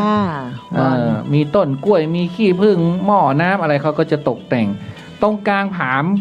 ก็จะมีวางเครื่องเส้นมีหัวหมูต้มไก่ต้มเหล้าข้าวตอกดอกไม้ทูบเทียนขนมผลไม้กล้วยอ้อยมะพร้าวถัดจากอาหารข้าวหวานก็จะมีที่สำหรับวางเครื่องแต่งกายของร่างทรงก็จะมีผ้าสลงต่างๆผ้าโพกสีต่างๆสำหรับผู้ที่ฟ้อนนุ่งทับลงไปเวลาผีเข้าแล้วสวัสดีค่ะรัศาประเพณีการฟ้อนผีจะจัดอยู่2 วันเรียกวันข่าวหรือวันเปล่าข่าววันเปล่าข่าวเนี่ยเขาก็จะเปล่าประกาศข่าวสารเนาะว่าให้มาร่วมกันอะไรต่างๆเนี่ยก็เป็นคล้ายๆวันดาเนาะสวัสดีค่ะมาถึงงานอีกวันนึงก็จะเป็นวันจริงเนี่ยก็จะเป็นวันฟ้อนโดยผีแต่ละหอหรือผีแต่ละตระกูลก็จะจัดฟ้อนผีไม่ให้ซ้ำกับวันของตระกูลอื่นเขาจะได้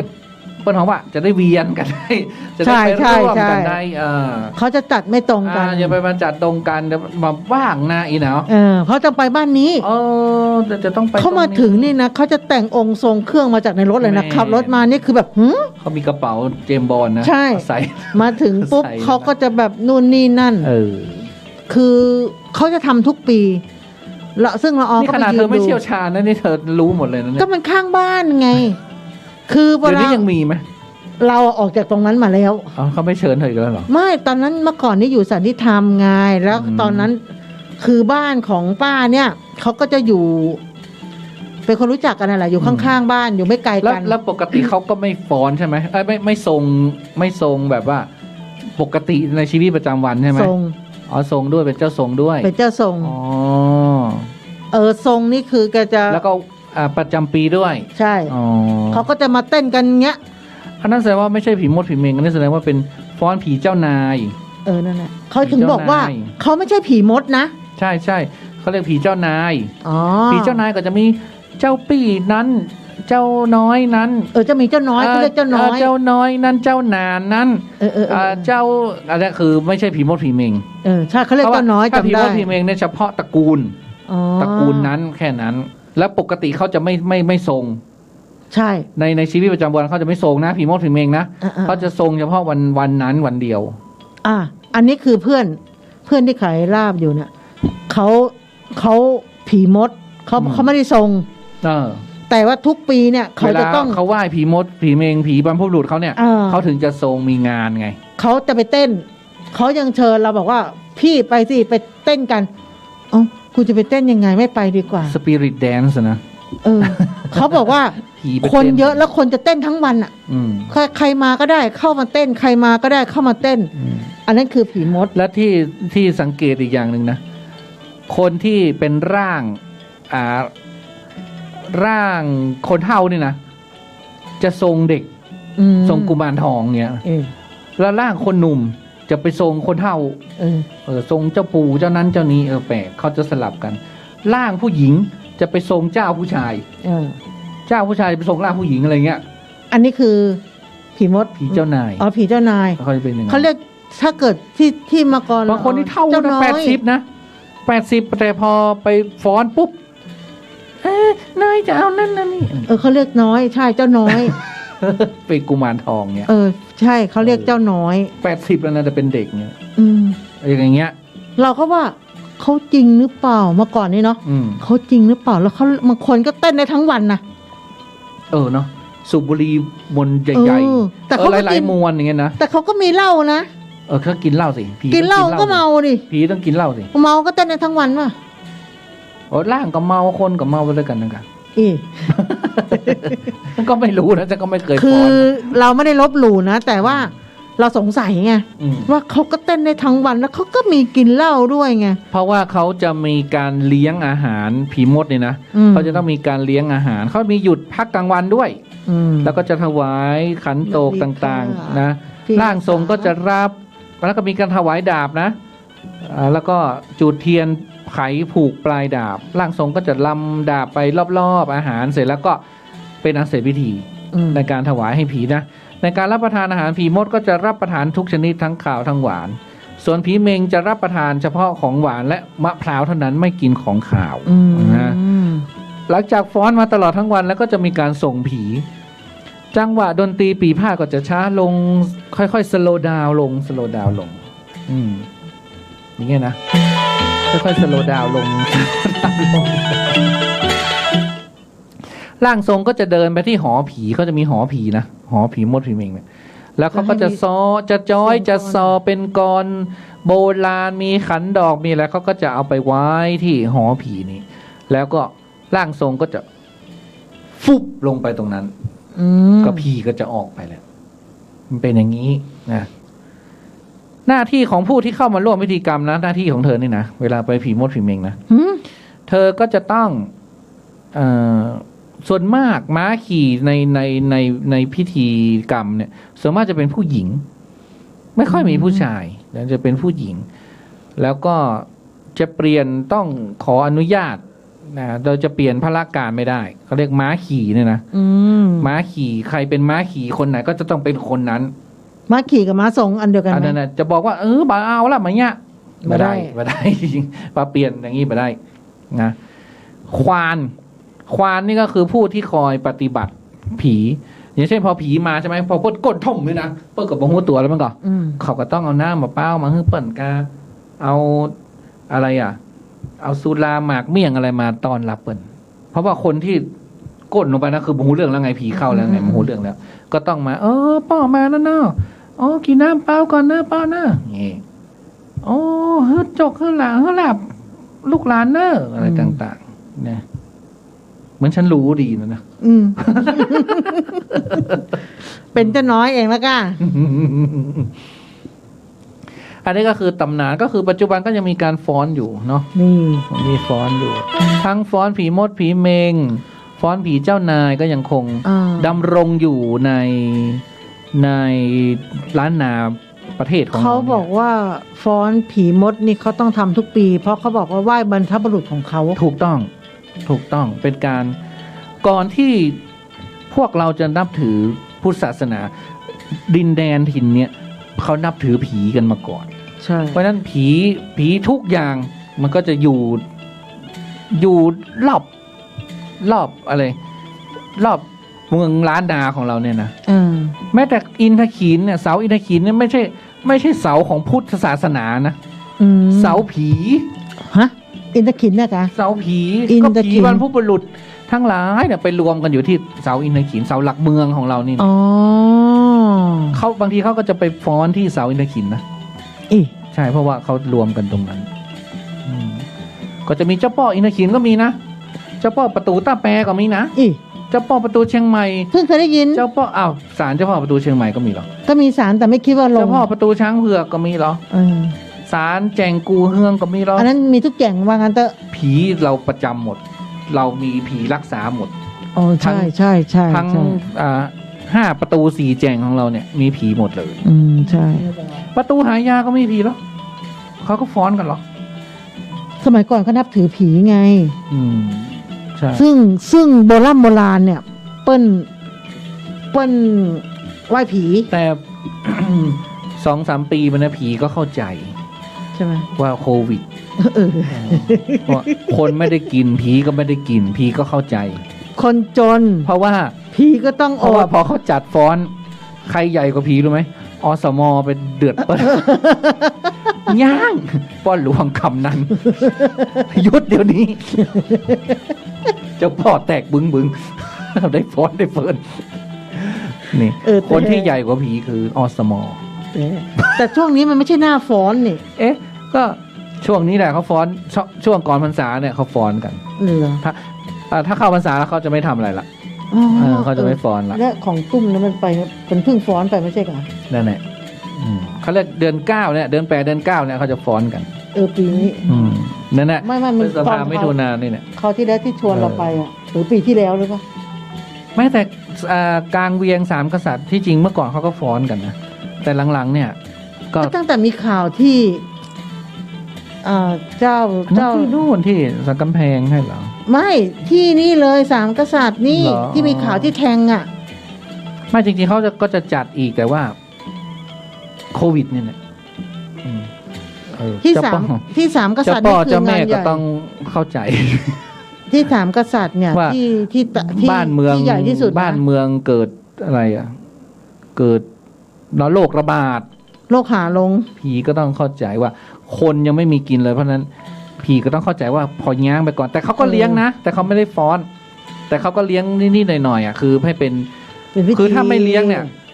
ผีอาจจะโกรธเพราะว่าผี มัน เขา อาจจะ เขาเคยได้กินทุกปีไง ใช่อาจจะคือ ถ้าเขาไม่กินเนี่ย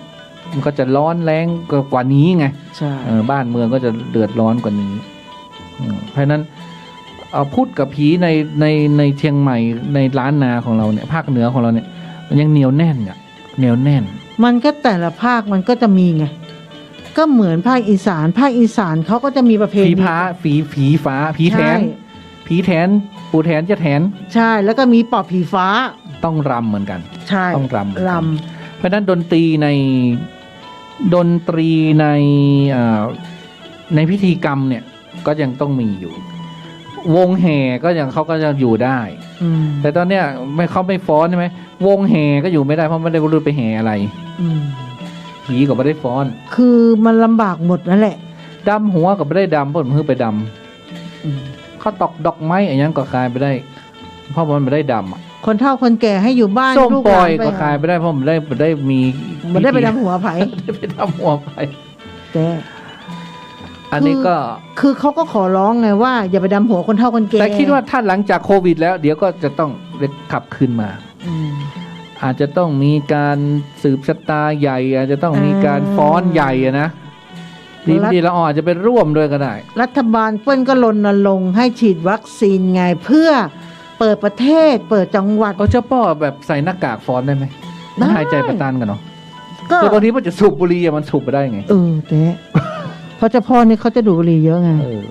ก็งดดื่มเหล้างดสูบบุหรี่เจ้าพ่อเต้นอย่างเดียว นิมนต์เต้นอย่างเดียว เต้นห่างกัน2 เมตร ก็ไม่ได้อีก เต้นติดกันก็ได้แต่แม้แต่เยอะๆหน่อยตาย มาได้เพื่อนมือจัดเพื่อนหลวงกำนัน เบิ่งมือจัด อันนี้เราจัดเราก็ใส่แมสพ่อง2 คน2 คนปิด หายใจ 1 คนเปิด นะ เพราะมันพูดด้วยหายใจด้วยมันก็ลำบาก อันเนี้ยก็คือตำนาน ทีมดทีเมงนะก็เล่าแบบความเข้าใจของเราเนี่ยเนาะ ใช่ใช่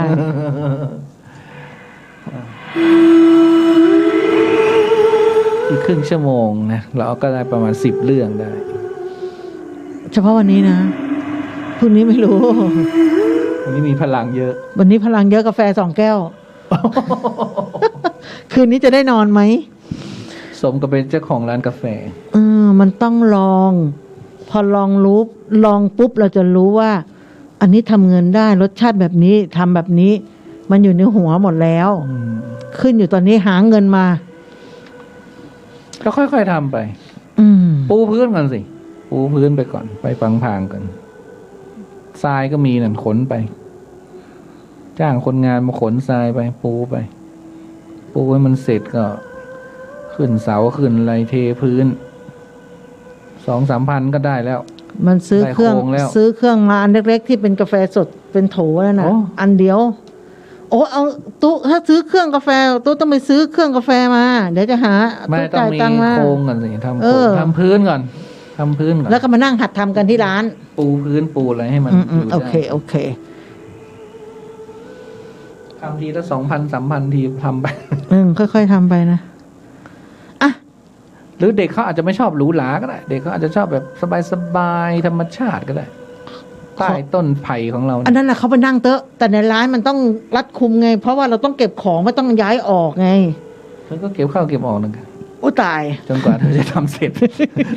ตายปั๊บเรื่องหลอน ตอนนี้กาแฟ2 แก้วสู้ตายค่ะ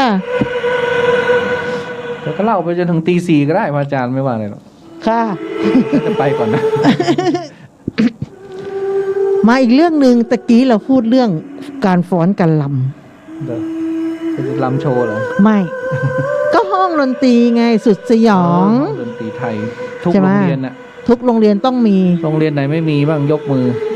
ไม่มี ต้องมี เพราะว่าเขามีครูไง ครูดนตรีไทย ครูดนตรีไทย อันเนี้ยเรื่องจริง คนที่รักดนตรีมากๆบางทีหายใจไม่ออก อันนึกว่าฉันเป็นคนเดียว เขาบอกว่าห้องดนตรีไทยเนี่ยสมัยก่อนเนี่ยตอนที่อยู่ม .6 เนี่ยน้องคนนี้เขาอยู่ม .6 เนาะก็จะเป็นห้องทั้งสายวิทย์สายศิลป์จะต้องมาเรียนที่นี่ โดยที่ห้องนั้นเนี่ยเขาต้องเขาเรียกว่าสอบเล่นเป็นวงมโหรี คนละเพลงกันทุกคนอยู่แล้ว ขนาดนั้นนะโรงเรียนนี้จริงจังเนาะ จริงซึ่งเมื่อก่อนละออนเล่นมาหมดทุกอย่างนะอันกะลุงก็เล่นคุยก็เล่นก็อะไรกองเล่นหมดอะร้องเพลงด้วยนะเขาให้เรียนเขาให้เล่นต้องทำให้ได้ ก็จับกลุ่มกันเป็นกลุ่มนะคะโดยเขาบอกว่าโดยตอนนั้นต้องเขาเรียกว่าต้องเล่นคนละเพลงเนาะแล้วก็จับกลุ่มกันมาแล้วก็มาซ้อมกันตอนพักเที่ยงวันนั้นที่ห้องวิทย์กลุ่มหนึ่งก็ได้คิวซ้อมระหว่างที่พวกเขาเนี่ยเดินไปที่หน้าห้องดนตรีไทยเขาบอกว่า2 หูเนี่ยได้ยินเสียงระนาดเอกมโหรีนะซึ่งคล้องวงเสียงดังกระหึ่มคล้องวงเนี่ยเริงระบำลำฟ้อนกันอย่างสนั่นหวั่นไหวและด้วยความโมโหเพราะคิดว่าคงจะมีใครแอบมาแซงคิวซ้อมก่อนแน่ๆเพราะนัดกันแล้วไงว่าวันเนี้ยพวกเราจะมาซ้อมห้องเนี้ยเป็นกลุ่มแรกก็จึงได้ผลักประตูเข้าไปดูปรากฏว่าที่เห็นคือความว่างเปล่าเครื่องดนตรียังคงวางเป็นระเบียบเรียบร้อยพร้อมหัวพ่อแก่ที่วางอยู่บนหิ้งอย่างสงบนิ่งเท่านั้นแหละตั้งแต่วันนั้นมานักเรียนม .6 ทุกคนไม่มีใครไปซ้อมห้องดนตรีไทยนั้นอีกเลยหากจะซ้อมก็ต้องหอบเครื่องดนตรีทั้งหมดมาเล่นข้างล่าง ไม่เล่นที่ห้องนั้นนะ ไม่เล่น อันนี้คือห้องดนตรีไทย คือเมื่อก่อนฉันเรียนศิลป์ฝรั่งเศสเนี่ย ห้องศิลป์ฝรั่งเศสเนี่ยจะติดกับศูนย์วัฒนธรรม ทุกโรงเรียนนะเขาจะมีศูนย์วัฒนธรรมเขาจะมีเรือนไทยไงเรือนไทยเนี่ยก็จะทำกิจกรรมเกี่ยวกับ ไม่สล้อซอซึงก็ดนตรีไทยต่าง นั่นแหละ ๆ หรือไม่ได้ทำอะไรเขาก็วางของอะไรที่มันโบราณ แรงนะห้องดนตรีนี่แรงนะครูแรงนะ แล้วก็มีบ่ายวันหนึ่ง อืม คือเพื่อนฉันเนี่ยเวลามันไม่เรียนฝรั่งเศสอ่ะมันก็ชอบโดดเรียนไปอยู่ห้อง ดนตรี ไอ้ศูนย์วัฒนธรรมเนี่ยนะ อ๋อ อยู่ห่างกันประมาณ3-4 เมตรเองอ่ะ นี่ คือมองออกไปหน้าต่างนี่ก็เห็นไง แล้วก็บางทีเนี่ย เพื่อนฉันก็เล่น อืม มันก็เล่นของมันไปอะนะแต่วันนั้นเนี่ย ก็เรียนฝรั่งเศสกันอยู่ แล้วก็ไม่มีใครโดด อืม แต่ว่ามีครูสอนฝรั่งเศสอะอยู่ๆแกก็หยุดกึกแล้วแกก็เหลียวมาทำอะแกก็มองหาไอ้คนนั้นมันไปหรือเปล่าไง ปรากฏว่า เอ้านายนี่เธอก็อยู่เหรอ แต่เมื่อกี้ครูได้ยินดนตรีไทยนะใครได้ยินเหมือนครูบ้าง นักเรียน3-4 คน ไม่มีใครได้ยินอาจารย์ อันเงียบกิ๊บเลยค่ะ ครูก็เลย เอาแล้วแต่ครูเขาก็ไม่กลัวนะเพราะมันบ่ายโมงอ่ะบ่าย2อะไรอย่างเงี้ยเรียนตอนบ่ายอ่ะ แต่ได้ยินดนตรีไทยมีคนเปิดหรือเปล่าแต่นักเรียนก็ช่วยปลอบมีคนเปิดหรือเปล่าอาจารย์หรือว่ามีคนเล่นหรือเปล่าก็มองไปที่ห้องศูนย์ศิลปะวัฒนธรรมไม่มีใครเขาก็ล็อกกุญแจคือปกติมันก็ไม่มีใครไปอยู่แล้ว นอกจากอีพวกที่โดดเรียนไป ใช่ใช่ เขาก็เลยเอาแล้วไอคนที่มันชอบโดดไปมันก็เลยบอกว่า เนี่ยที่ผมโดดไปเนี่ยเพราะว่าเห็นไหมเนี่ย ผมไปเนี่ยเพราะว่าเป็นศักดิ์สิทธิ์นั้นนู่นนี่พอพูดขึ้นมาเลยอะไรเงี้ยแต่ผมก็เลยไปนะประมาณว่าอีกหน่อยถ้าผมโดดไปนะครูอย่าประมาณอย่าด่ามันนะคือเข้าไปนี่เพราะว่าแบบครูแรงอะไรเงี้ยอะไรอย่างเงี้ยครูแรงอันนี้ครูโดนเอง ก็ครูพูดเองนะก็นั่นแหละว่าครูได้ยินอ่ะเราก็ไม่เห็นมีใครได้ยินอ่ะปกตินักเรียนจะเจอไงแต่คราวเนี้ยครูเจอเองหรือว่าอย่างที่ไอเพื่อนฉันมันว่าก็ได้ ก็คือเวลาปกติคือเวลามันโดดเรียนมันก็จะไปอยู่ห้องนั้นไงครูก็เลยคงจะแบบโวยวายอ่ะมาสุมหัวอะไรกันอยู่ตรงนี้อะไรอย่างเงี้ยประมาณมาเล่นดนตรีไทยเหรออะไรอย่างเงี้ยประมาณเนี้ยเขาก็เลยมีดนตรีซะให้เลยวันนั้นมันไม่ได้โดดไงพอมันไม่โดดที่อาจารย์โดนเนี่ยมันก็เลยบอกเนี่ยครูเขาแรงนั่นนู่นนี่เสริมเลยเสริมประมาณว่าอีกหน่อยคือถ้ามันโดดเรียนนะห้ามว่านะอย่างเงี้ยคือไม่ได้เลยนะห้องดนตรีไทยเนี่ยเพราะเขามีพ่อแก่ไงโอ้ยครูดนตรีมีหมดอะครูฉิงครูฉาบครูสล้อซอซึงครูมีหมดซูซอ3 สายซออู้ซอด้วงครูระนาดเอกระนาดเอกนี่ระนาดทุ้มครูคล้องวงของใครของมันอะใครเล่นเครื่องดนตรีไหนอะครูตะโพนครูตะโพนนี่เฮียนแรงนะครูอะไรครูคุยครูอังกะลุงคือทุกคนน่ะที่เล่นเครื่องดนตรีชนิดไหนก็แล้วแต่ก็ครูนะก็ต้องมีครูอันนั้นก่อนที่คุณจะลงมือเล่นคุณต้องยกมือไหว้เพราะว่าเครื่องดนตรีนี่นะมันทำยากนะเราดูแล้วนะอย่างกะลาเอามาทำซอเนี่ยเราจะไปคัดเลือกยังไงอ่ะใช่ไหมใช่เราจะไปเหลาเราจะไปดึงขึงสายยังไงเราทำไม่ได้หรอกมันต้องครูทั้งนั้นอะเป็นคนทำอ่ะให้เป็นเสียงไพเราะอย่างไม้ระนาดมีแถวหนึ่งมันมีกี่อันใช่ไหมกว่าเขาจะต้องเรียงลำดับให้มันแล้วก็เคาะเสียงให้มันโอ้มันต้องครูทั้งนั้นอ่ะใช่เราไม่มีทางทำได้หรอกเหมือนไม้ไผ่อ่ะก็เหมือนละออขึงหม้อพอผ้ามันตึงพอเราลองตีปุ๊บมันดังป้องป้องป้องป้องป้องทำไมเธอจะดีดผ้าหรือไงก็เหมือนที่เขาใช้แก้วไงตุ๊เขาจะมีเอาแก้วมาเรียงกันแล้วใช้น้ำเธอขึ้นครูปากหม้อแล้วยังเลยเนี่ยต้องขึ้นครูใช่ไหมเธอเลยเละเป็นด้วงเลยไม่ได้เละเดี๋ยวจะทำให้ดูแม่เอาใครไม่เชื่อก็ให้ไปหาได้ที่ละออใช่ไหมนี่ฉันโฆษณาให้นะเนี่ยซึ่งเป็นความภาคภูมิใจที่ว่าเป็นด้วง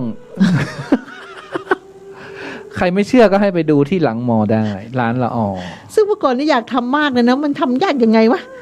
ไม่สนใจแล้วละออเป็นโรคชนิดหนึ่งที่แบบถ้าจะทำอะไรแล้วลงมือทำเลย คือไม่มานั่งเรียนนั่งซ้อมนั่งทำอะไรอะ ปากหม้อเนี่ยมันจะต้องฉ่ำแล้วมันจะไส้ก็ต้องกลมกล่อม แล้วก็น้ำกะทิต้องมันราดลงไปเนี่ยมันจะต้องเยิ้มไหลอ มัน อกมา ไม่กะทิก็ไม่ใช่ว่าน้ำใส่โจ๊ก ใช่ใช่มันจะต้อง น้ำ ข้นไง ข้น มันต้อง เพื่อ ข้น ให้มัน ไง จับตัว ใช่ใช่ ความอร่อยมันอยู่ที่กะทิกับไส้ ฉันทำไม่เป็นอะแต่ฉันรู้หมดอะ เขาเรียกว่า ฉัน ติ ฉันกินเยอะ เขาเรียกว่า กิน ติ ทุกอย่าง นะของมันต้องได้ อ้าวผีห้องฆ่ากรรมไม่มีเหรอ มีผีห้องภาษาไทย แต่ห้องภาษาไทยฉันไม่ค่อยมีอะไร เขาบอกว่าตอนอยู่มหาลัยเนี่ยแหละก็ช่วงนั้นก็เพื่อนก็จังเล่าให้ฟังว่าก็มีห้องซ้อมวงโยธาทิศอะที่โรงเรียนนั่นแหละ คืนนั้นก็นอนค้างกันที่โรงเรียนชั้นบนสุดของห้องภาษาไทย ซึ่งห้องเนี้ยสมัยที่เรียนเนี่ยก็จะรับรู้ถึงบรรยากาศความน่ากลัว เนื่องจากในห้องก็จะมีตุ๊กตาหุ่นละครเล็ก ไม่ว่าจะเป็นวันคดีตั้งโชว์มันก็จะเต็มตู้ไปหมดนั่นแหละใช่ไหมมันก็เหมือนกับห้องดนตรีไทยนั่นแหละคืนนั้นราวเที่ยงคืนพอซ้อมเสร็จพวกนักดนตรีก็กลับเข้ามาในห้องพอนับสมาชิกทุกคนครบก็เลยปิดประตูล็อกสักพักก็มีเสียงเคาะประตูรัวๆแรงๆนักเรียนในห้องก็เลยตะโกนถามว่าเป็นใครแล้วก็ไม่มีเสียงตอบรับก็เลยไปเปิดประตูห้องดูนะแต่ปรากฏว่าไม่พบใครเลยสักคนก็เลยเอาไฟฉายเนี่ยส่องไปก็ไม่เห็นมีใครอ่ะตรงบันไดก็ไม่มีนะมองตรงซ้ายตรงขวาก็ไม่มีของห้องหน้าประตูหน้าข้างประตูอะไรก็ไม่มีแหละดูจนทั่วหมดเท่านั้นแหละทุกคนก็รีบปิดประตูนอนคุมโปรงทันทีในขณะที่เสียงเคาะประตูก็ยังรัวๆอยู่มันยังดังสนั่นอีกทั้งคืนนี่แค่นี้ ห้องภาษาไทย ห้องภาษาไทยซึ่งห้องภาษาไทยมันก็ติดกับห้องดนตรีนั่นแหละ ห้องภาษาไทยฉันเนี่ยอยู่อาคาร3แล้วก็เป็นโต๊ะนั่งพื้นอ่ะแล้วก็จะไปเรียนห้องเนี้ยก็ต่อเมื่อจะไปดูโต๊ะคารมมัธยมศึกษาสมัยก่อน สมัยนั้นน่ะนะ สมัยก่อนช เขา อบ มีราย ดู การ มาก โต๊ะคารมมัธยมศึกษา เขาเรียกว่าโต้วาที แต่เขาเรียกโต๊ะคารมมัธยมศึกษา สมัยก่อนฮิตมาก ห นะ ลายคนก็เกิดจากเวทีโต๊ะคารมนะ ก็ หลายคนก็ไปเป็นนักการเมืองนะ จตุพลไหมจตุพลหรือจตุพร นั่นแหละ อันนี้เราติดตามนะ สมัยแกเป็นนักเรียนอ่ะ อาจารย์จตุพลเหรออาจารย์จตุพลชมพูนิดเราเนี่ยนะ ไม่ใช่สิที่เป็นนักการเมืองเสื้อแดงอ่ะ ก็นั่นแน่ เอาเหรอเป็นอาจารย์เหรอ ไม่มันมีนัทวุฒิใส่เกลือมีอะไรพวก นัทวุฒิ เนี้ย ใส่เกลือ แล้วเสนาลิงก็ใช่นะเสนาลิงก็เป็นเนี่ยโต๊ะคารมมัธยมศึกษาเนี่ย อันเนี้ยติดตามนัทวุฒิใส่เกลือมาตั้งแต่แกเป็นนักเรียนม.แล้วก็มี เพราะว่าแกเป็นคนใต้แล้วโต้วาทีได้เก่งมากการพูดการจาฉะฉาน เนี่ย มันใช้ไหวพริบนะในการโต้วาทีเนี่ย มีทุเรียนอีกคนหนึ่งที่คู่เสร็จแล้วเองเลย ใช่ทุเรียนก็มาจากเนี่ยพวกนี้โต้คารมมากันทั้งนั้นอ่ะเก่ง เก่งเขาจะมีวาระการประชุมวาระการโต้ว่าย ติยติจะโต้วาทีเรื่องอะไรผู้ชายดีกว่าผู้หญิงผู้หญิงดีกว่าผู้ชายแล้วก็ว่าไป ใช่ เขาก็ต้องมีฝ่ายค้านฝ่ายเสนอ ใช่ เนี่ยห้องภาษาไทยฉันจะมีไว้ทำกิจกรรมอะไรแค่เนี้ยแต่ถ้าเป็นเรียนทั่วไปก็เรียนในห้องเรียนทั่วไป เพราะนั้นผีก็เลยไม่มีในห้องภาษาไทยของฉัน เหรอ เพราะมันมีแต่โต๊ะคารมมัธยม อันนี้เราก็มาอีกเรื่องหนึ่งอันนี้เป็นเรื่องรับน้องครูใหม่ อันนี้ครู ใช่ เรื่องของคุณครู เรื่องของคุณครูก็เป็นอีกประสบการณ์หลอนๆเป็นของครูใหม่ที่เพิ่งเข้ามา และก็ยังไม่รู้จักใครเลยตอนนั้นนะคะ วันนั้น ตอนพักครูเขาก็ออกมาคุยกับครูอีกคนนึงก็ไต่ถามสารทุกข์สุขดิบกันเนาะถามถึงระเบียบต่างๆในโรงเรียนว่ายังเป็นยังไงแกก็ยังว่าครูคนที่ไปคุยด้วยเนี่ยอัธยาศัยดีจังเลยคุยจบแกก็เลยถามชื่อครูคนนั้นแล้วก็แยกย้ายกันกลับไป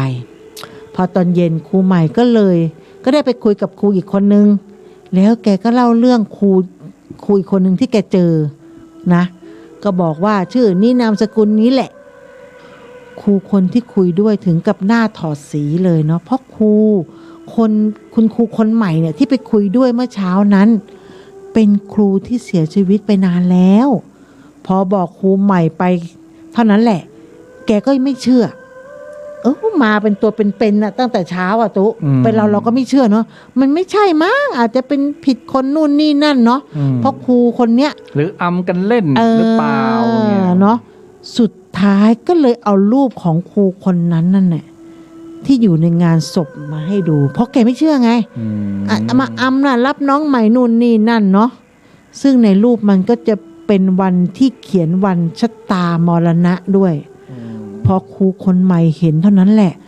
ถึงกับอึ้งหน้าถอดสีนะคะเพราะครูคนใหม่นั้นไปคุยด้วยเมื่อเช้านั้นเป็นครูที่เสียชีวิตจริงๆเนาะแล้วครูคนใหม่เนี่ยหลังจากนั้นไม่กล้ามาสอนหยุดไปเป็นอาทิตย์เลยตุ๊จนทางโรงเรียนต้องโทรไปตามแกถึงได้กลับมาสอนเหมือนเดิมลาป่วยขอลาป่วยโดยอัตโนมัติลาตกใจใช่ซึ่งจริงๆนะตุ๊เขาก็ไม่ได้มาหลอกนะแค่ว่าต้อนรับก็มาพูดคุยกันเนาะแล้วส่วนมากก็คือคนไม่รู้ไงมาบอกระเบียบมาบอกระเบียบการที่อยู่ที่โรงเรียนนี้เป็นอย่างงู้นอย่างนี้หรือเขาก็กลายเขาหวังดีไงเขาก็กลายเป็นเจ้าที่ไปแล้วอ่ะกลายเป็นเทวดาเฝ้าโรงเรียนไปแล้วประมาณสำหรับคนที่มาใหม่อาจจะไม่รู้ไม่กล้าถามใครเขาก็ต้องหลอกคนไม่รู้สิคนรู้จะไปหลอกได้ไงใช่ไหมต้องหลอกคนไม่รู้นี่หลอกคนรู้เขาก็ไม่กลัวเขาก็กลัวเนาะอันนี้พอมาสอนปุ๊บใช่ไหมก็เหตุเกิดกับคุณครูคนนี้เหมือนกันตุ๊เขาก็บอกว่าเหตุเกิดตอนที่อยู่ในห้องสมุดนะก็วันนั้นอีกแหละมันก็หลายปีแล้วก็ห้องสมุดนี่บางที่ก็มีผีบางที่ก็ไม่มีผีนะใช่ห้องสมุดมันเงียบนะแต่เท่าที่ฉันทำงานมาเนี่ยฉันก็ไม่เคยเจอผีในห้องสมุดสักทีแต่ห้องสมุดที่ธรรมสถานมีคนลุกเลยนะฉันก็เคยทำงานอยู่ตรงนั้นนะฉันไม่เห็นโดนหลอกเลยเราก็ไม่แต่มีคน2 คนที่เจอไงที่บอกเข็ดขยะอันนั้นมันไม่ใช่ผีห้องสมุดมันผีตึกนั่น ผีทั้งตึกนั่นเนี่ยเพราะเดี๋ยวต้องกลับไปตรงนั้น ไม่น่าเท้าความเลยมันผีทั้งตึกนั่นแหละไปก็ไปเยี่ยมโรงเรียนเก่าเนาะซึ่งตรงกับวันปิดเทอมพอดีก็โดยแต่ก่อนเนี่ยก็จะสนิทกับครูที่ห้องสมุดนี่แหละคนนี้แหละก็เลยแวะไปหาแกซะหน่อยพอไปถึงก็เข้าไปหาหนังสืออ่านเนาะก็เข้าไปทักทายนู่นนี่นั่นก็ไปหาหนังสืออ่านนู่นนี่นั่นแล้วสักพักหนึ่งหางตาผมก็แวบไปเห็นครูอีกคนนึงก็ใส่เสื้อเชิ้ตสีน้ำเงินกางเกงสแล็กซึ่งผมรู้ทันทีว่าเป็นครูห้องสมุดคนเก่าที่เสียชีวิตไปแล้วนี่มันรู้ดีนะก็เล่นมาเยี่ยมผมกลางวันแสกๆเลยนะครับและนี่ก็คือเรื่องราวสยองขวัญทั้งหมดที่เกิดในโรงเรียนของผมตั้งแต่ผมเรียนสมัยเรียนอยู่จนกระทั่งผมจบมาแล้วนะเชื่อว่าในปัจจุบันถ้าเอาเรื่องพวกนี้ไปเล่าให้เด็กๆรุ่นน้องฟังเนี่ยซึ่งมันก็มีไม่น้อยเรื่องราวพวกนี้เด็กรุ่นน้องอาจจะเจออย่างผมก็ได้นะคะเพราะผมเจอมาตั้งแต่มัธยมจนจบทุกห้องทุกระเบียบอันนี้เราก็เล่าเผื่อว่าเนี่ยวันที่14นี่โรงเรียนจะเปิดแล้วไงใช่เขาจะ back to school แล้วแต่เขาอาจจะออนไลน์ เขาไม่ได้ไปที่สถานที่แต่เด็กนักเรียนเล็กเขาก็เตรียมซื้อชุดนักเรียนกันนะเขาก็มีเขารพธงชาติออนไลน์ก็มีนะโรงเรียนนี้เปิดไหมก่อนเรียนเขารพธงชาติออนไลน์ที่ตู้ไปสอนไม่รู้ฉันก็ไม่ได้ติดตามเขา แล้วปีนี้ไม่สอนเหรอ ไม่สอนละเบื่อละ เออ เหนื่อยละแก่แล้วจะไปสอนเลย แล้วออกมา ลาออกไปหมดละ หมดอารมณ์พูดเลย หมดทุกสิ่งอย่าง ไม่เด็กๆที่เรียนกันอยู่ก็ยังมีนะคะ ก็เด็กปีหนึ่งก็เริ่มมา มันก็แล้วแต่ความเขาเรียกว่ามาตรการอะที่ว่าจะป้องกันเด็กไง อ่า ถือว่า แต่ส่วนมากไม่ค่อยมีนะเด็ก ติดในโรงเรียนเนี่ยไม่ค่อยมีละ ใช่ นี่ก็คนเฒ่าคน ก็เห็นเด็กนัก ไป เรียน แอวหมด แต่เนาะ มันติดอะหรือคนทำงานเนี้ยติด อืม เด็กไม่ค่อยติดอะ คือผู้ปกครองเขาก็ป้องกันเด็กอยู่แล้วแหละ อืม ใช่ไหมการไปโรงเรียนในยฝ่าจะเข้าโรงเรียนได้นี่สแกนแล้วสแกนอีกนะ ล้างมือพ่นแอลกอฮอล์ ใช่ ก่อนจะเข้าโรงเรียนนี่ ทุกอย่าง เช็คกันแล้วเช็คอีก แล้วเด็กเนี่ย ใส่แมสตลอด อืม ไม่ถอด โอ้แม่ถ่ายนี่ยังร้องไห้กันเลยนะ อืม แม่ถ่าย เพราะว่าพ่อแม่ปลูกฝังไว้ไง ใช่ อย่าถอดแมสนะ อย่างนั้นอย่างนี้ดูข่าวไหม ถ้าถอดแมสเดี๋ยวจะติดโควิด ไม่ได้ แต่ เจอหน้า ถ้า พ่อ โรงเรียน หน้า ฉัน แม่ คิดว่ายังไม่พร้อมในการออนไลน์ เพราะว่าเด็กบางคนนี่ยังแบบ คือ ยากจนอยู่อย่างเงี้ยนะคิดว่าคงไม่พร้อมในการออนไลน์ แล้วเด็กไม่ใช่เยอะ ห้องหนึ่งเยอะสุดก็20 คนเอง มันก็ควบคุมได้ไง ออนไลน์ แล้วตอนนี้เขาก็ผ่อนคลายไปหลายอย่างแล้วนี่ ใช่ แต่ครั้นี้ออนไลน์มันเรียนไม่รู้เรื่องนะ จริงขนาดฉันลงเรียนออนไลน์กับอาจารย์ภูอะเรียนบ้างไม่เรียนบ้างตอนนี้คือเขาสอนทุกวันนะคลิป2ฉันยังดูไม่จบเลยอะ เพราะเรา เหมือนละออนเรียนออนไลน์ละออนก็เรียน มาได้ นะ ความ เรียนออนไลน์เนี่ย ชอบไปนั่งมากกว่าเนาะ เออ นั่งจดนั่งอะไรอย่างเงี้ย ฟังอาจารย์ปุ๊บอ๋อจะถามต้องพิมพ์ ต้องพิมพ์ถาม มันไม่ทันการ ฝ่าจะพิมพ์เสร็จอาจารย์ไปไหนแล้วก็ไม่รู้จะย้อนกลับมาอ่านทีละคนทีละคนทีละคน แต่เรียนออนไลน์อย่างว่ามันสะดวกอย่างที่ว่าน่ะ อืม เราจะเอาอะไรมากินด้วย ใช่ เรียนไปด้วยก็ได้ เราจะ ใช่ นอนเอกเขนก เราจะตีลังกาเรียนก็ได้มันเรื่องของเราไง แต่เวลาส่งไง แต่ว่าบรรยากาศมันไม่ได้ เพราะเรามันคนรุ่นเก่าเนี่ยมันจะต้องมานั่งจดอย่างนี้ไง ระหว่างที่เรียนออนไลน์ย้ายไปYouTube กันแล้ว อะไรอย่างนั้นนะ มันกดย้ายไป นั่ง YouTube ก็ดีพออะ พออาจารย์เรียกทีก็กลับมาหน้า กลับมาห้องใหม่ ใช่ไหม พอกลับมาห้องปุ๊บอาจารย์ขานเราก็กลับมา พออาจารย์ไม่ขานปุ๊บเข้า YouTube เหมือนเดิม แล้วเรียนออนไลน์ครูที่สอนออนไลน์ต้องเก่งด้วยนะ ต้องเอาเด็กอยู่คนไหนอยู่ไม่อยู่ มันก็ไม่เหมือนจะสอนในห้องอ่ะ อืม มันจะต้องมีลูกเล่นลูกชน มันต้องมีไม่ให้เด็กเบื่อ มีกลยุทธ์ อย่างเช่นเรียกชื่อใช่ไหม ใช่ เอาตอบซิคนนั้นตอบซิคือ ใช่ มันจะต้องเปลี่ยนแปลงหมดเลยอะครูก็ต้องเปลี่ยนวิธีการสอนหมด แล้ว เลย เด็ก อะ กี่คนสมมติห้องหนึ่ง30 คน ครูจะต้องเอาเด็ก30 คนนั้นอยู่ให้ได้ เพราะฉะนั้นให้ฉันมาสอนออนไลน์ฉันทำไม่ได้ เรียก ทำไม่ได้ เรียกมา10 คนอีก10 คนโดนเรียกไปแล้วครูเรียกไปแล้วกูไปแล้วเว้ยแฮะ เนี่ยที่สาเหตุหนึ่งที่ว่ายังไม่ไปสอน เพราะว่า เนี่ยมันยังไม่นิ่งไง มันยังไม่เสถียร มันยังไม่นิ่งว่า มันยังไม่นิ่ง เราไปคือหนึ่งเด็กอ่ะเขาก็จะต้องมีเวลาในการชดเชยที่เขาเรียนช้าเรียนอะไรเนี่ย เพราะฉะนั้นคาบพุทธศาสนาเนี่ยเขาก็เหมือนจะขอว่าคือถ้าเขาจะต้องติวอะไรเนี่ย บางทีเขาต้องติวเลยใช่ไหมเขาก็ขอพระอาจารย์ว่าคาบนี้ขอได้ไหมอะไรอย่างเงี้ยทีนี้เราไม่ไปสอนแล้วก็ตัดปัญหาไปให้เขาเรียนเต็มที่ แล้วก็เรื่องโลกเรื่องภัยด้วยต่างๆฉันจะไปปล่อยเขาหรือเขาจะมาปล่อยฉันก็ไม่รู้ไง ใช่ไหม ใช่ ก็ต้องหยุดไปก่อน ให้สถานการณ์มันปกติ ปกติแล้วก็ค่อยไปไม่มีปัญหาอะไรหรอกเอาอีก5 นาทีนะละออเธออย่ามาเฉยเฉยนะ 5 เรื่อง 6 เรื่องแล้ววันนี้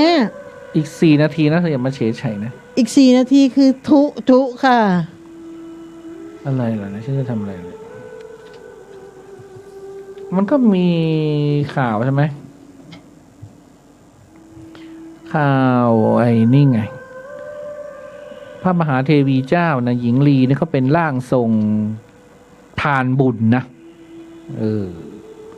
ใครวันนี้ก็ไปติดตามได้ แล้วก็มีข่าวอะไรอีกเอาตายแล้วแล้วก็มีชาวบ้านนะเขาก็ขอร้องขอหมอปลาช่วยหน่อยเพราะว่าเขามีความเชื่อว่าเขาไปสร้างบ้านทับทางผีผ่านแล้วเขาก็โดนทำคุณไสยแล้วเขาก็ป่วยเป็นโรคประสาททางบ้านชาวบ้านร้องหมอปลาช่วยเชื่อสร้างบ้านทับทางผีผ่านทำให้คนในบ้านป่วยเป็นโรคประสาทตั้งแต่พ่อยันลูกหรือไม่ก็โดนทำคุณไสยจากความริษยาอันนี้ก็ข่าวตั้งแต่บ่ายโมงวันที่8มิถุนายนที่อำเภอมันจาคีรีจังหวัดขอนแก่นซึ่งเป็นบ้านที่คนในครอบครัวเชื่อว่าจะเกิดการสร้างบ้านทับทางผีผ่านเนื่องจากพบสิ่งผิดปกติของคนในครอบครัวนี้หลายเรื่องซึ่งเมื่อเดินทางไปถึงก็ทีมแพทย์รพสตนาขาโรงพยาบาลมันจาคีรีอสม.ก็ลงพื้นที่ก็พบคนในบ้านนี้อาศัยอยู่กัน2คนมีนายวิจิตรอายุ62ปีเป็นเจ้าของบ้านมีนางรุ่งอายุ42ปีเด็กหญิงบีอายุ14ปีและนายควรอายุ47ปีก็อยู่กัน4คนนางรุ่งลาวันก็บอกว่าที่ผ่านมาทำงานในวงหมอลำกำลังถูกปั้นให้เป็นนางเอกจากนั้นก็ถูกคนทำคุณไสยเพราะความอิจฉาซึ่งเมื่อทำคุณไสยแล้วก็ป่วยตัวเขาก็ป่วยเป็นจิตเวชครอบครัวก็เลยพาไปที่โรงพยาบาลจิตเวชก็กินยามานานทีเดียวเพื่อรักษาให้ร่างกายเนี่ยก็พอกินยามากๆร่างกายมันก็อ่อนแอเนาะต่อมาน้องสาวคนโตเนี่ย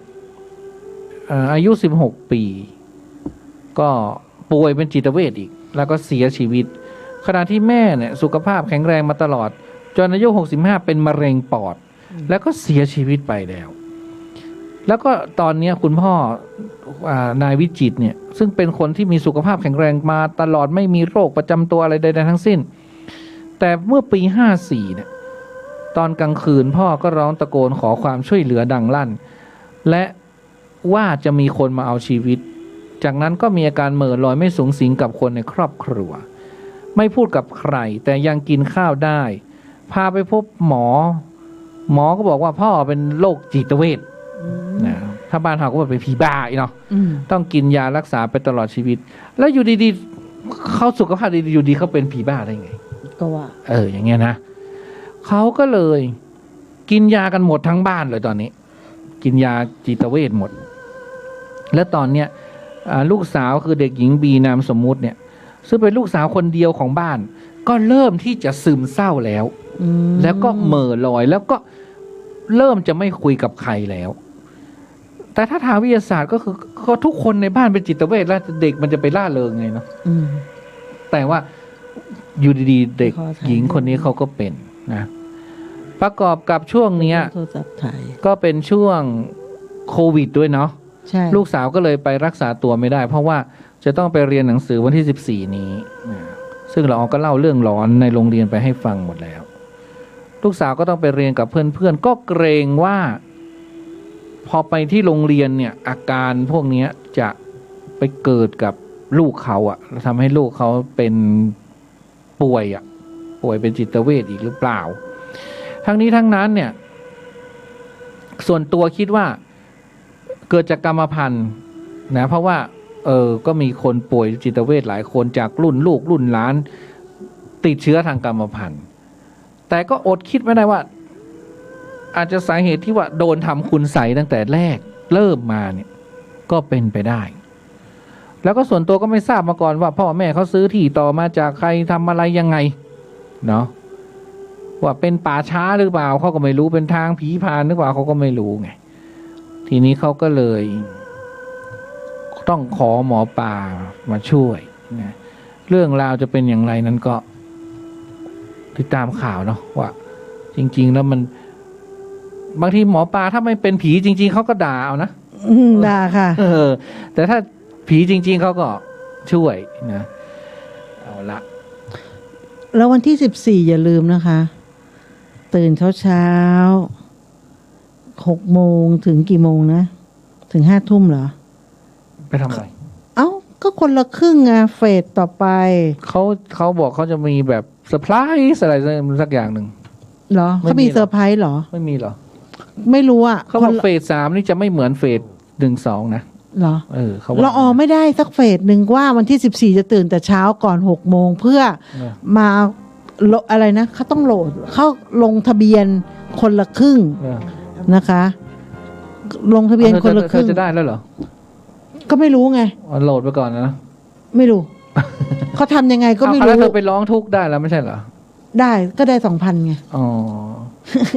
ก็กลัวว่าเฟสนี้จะไม่ได้อีกก็เลยต้องรีบ ไม่เพราะคนละครึ่ง ดำเนินการ คนละครึ่งอ่ะมันต้องลงทะเบียนละออไม่เคยได้ เพราะว่าตื่นมาที9 โมง 9 โมงมันก็ไม่เคยได้ไง อ๋อเหรอ ใช่ อันนี้เฟสนี้ต้องลงทะเบียนด้วยเหรอ ต้องไปแย่งกันเหมือนเดิมเหรอ ใช่ อ๋อ แต่ถ้าเกิดว่าคนเก่าไม่ต้อง คนเก่าก็คือ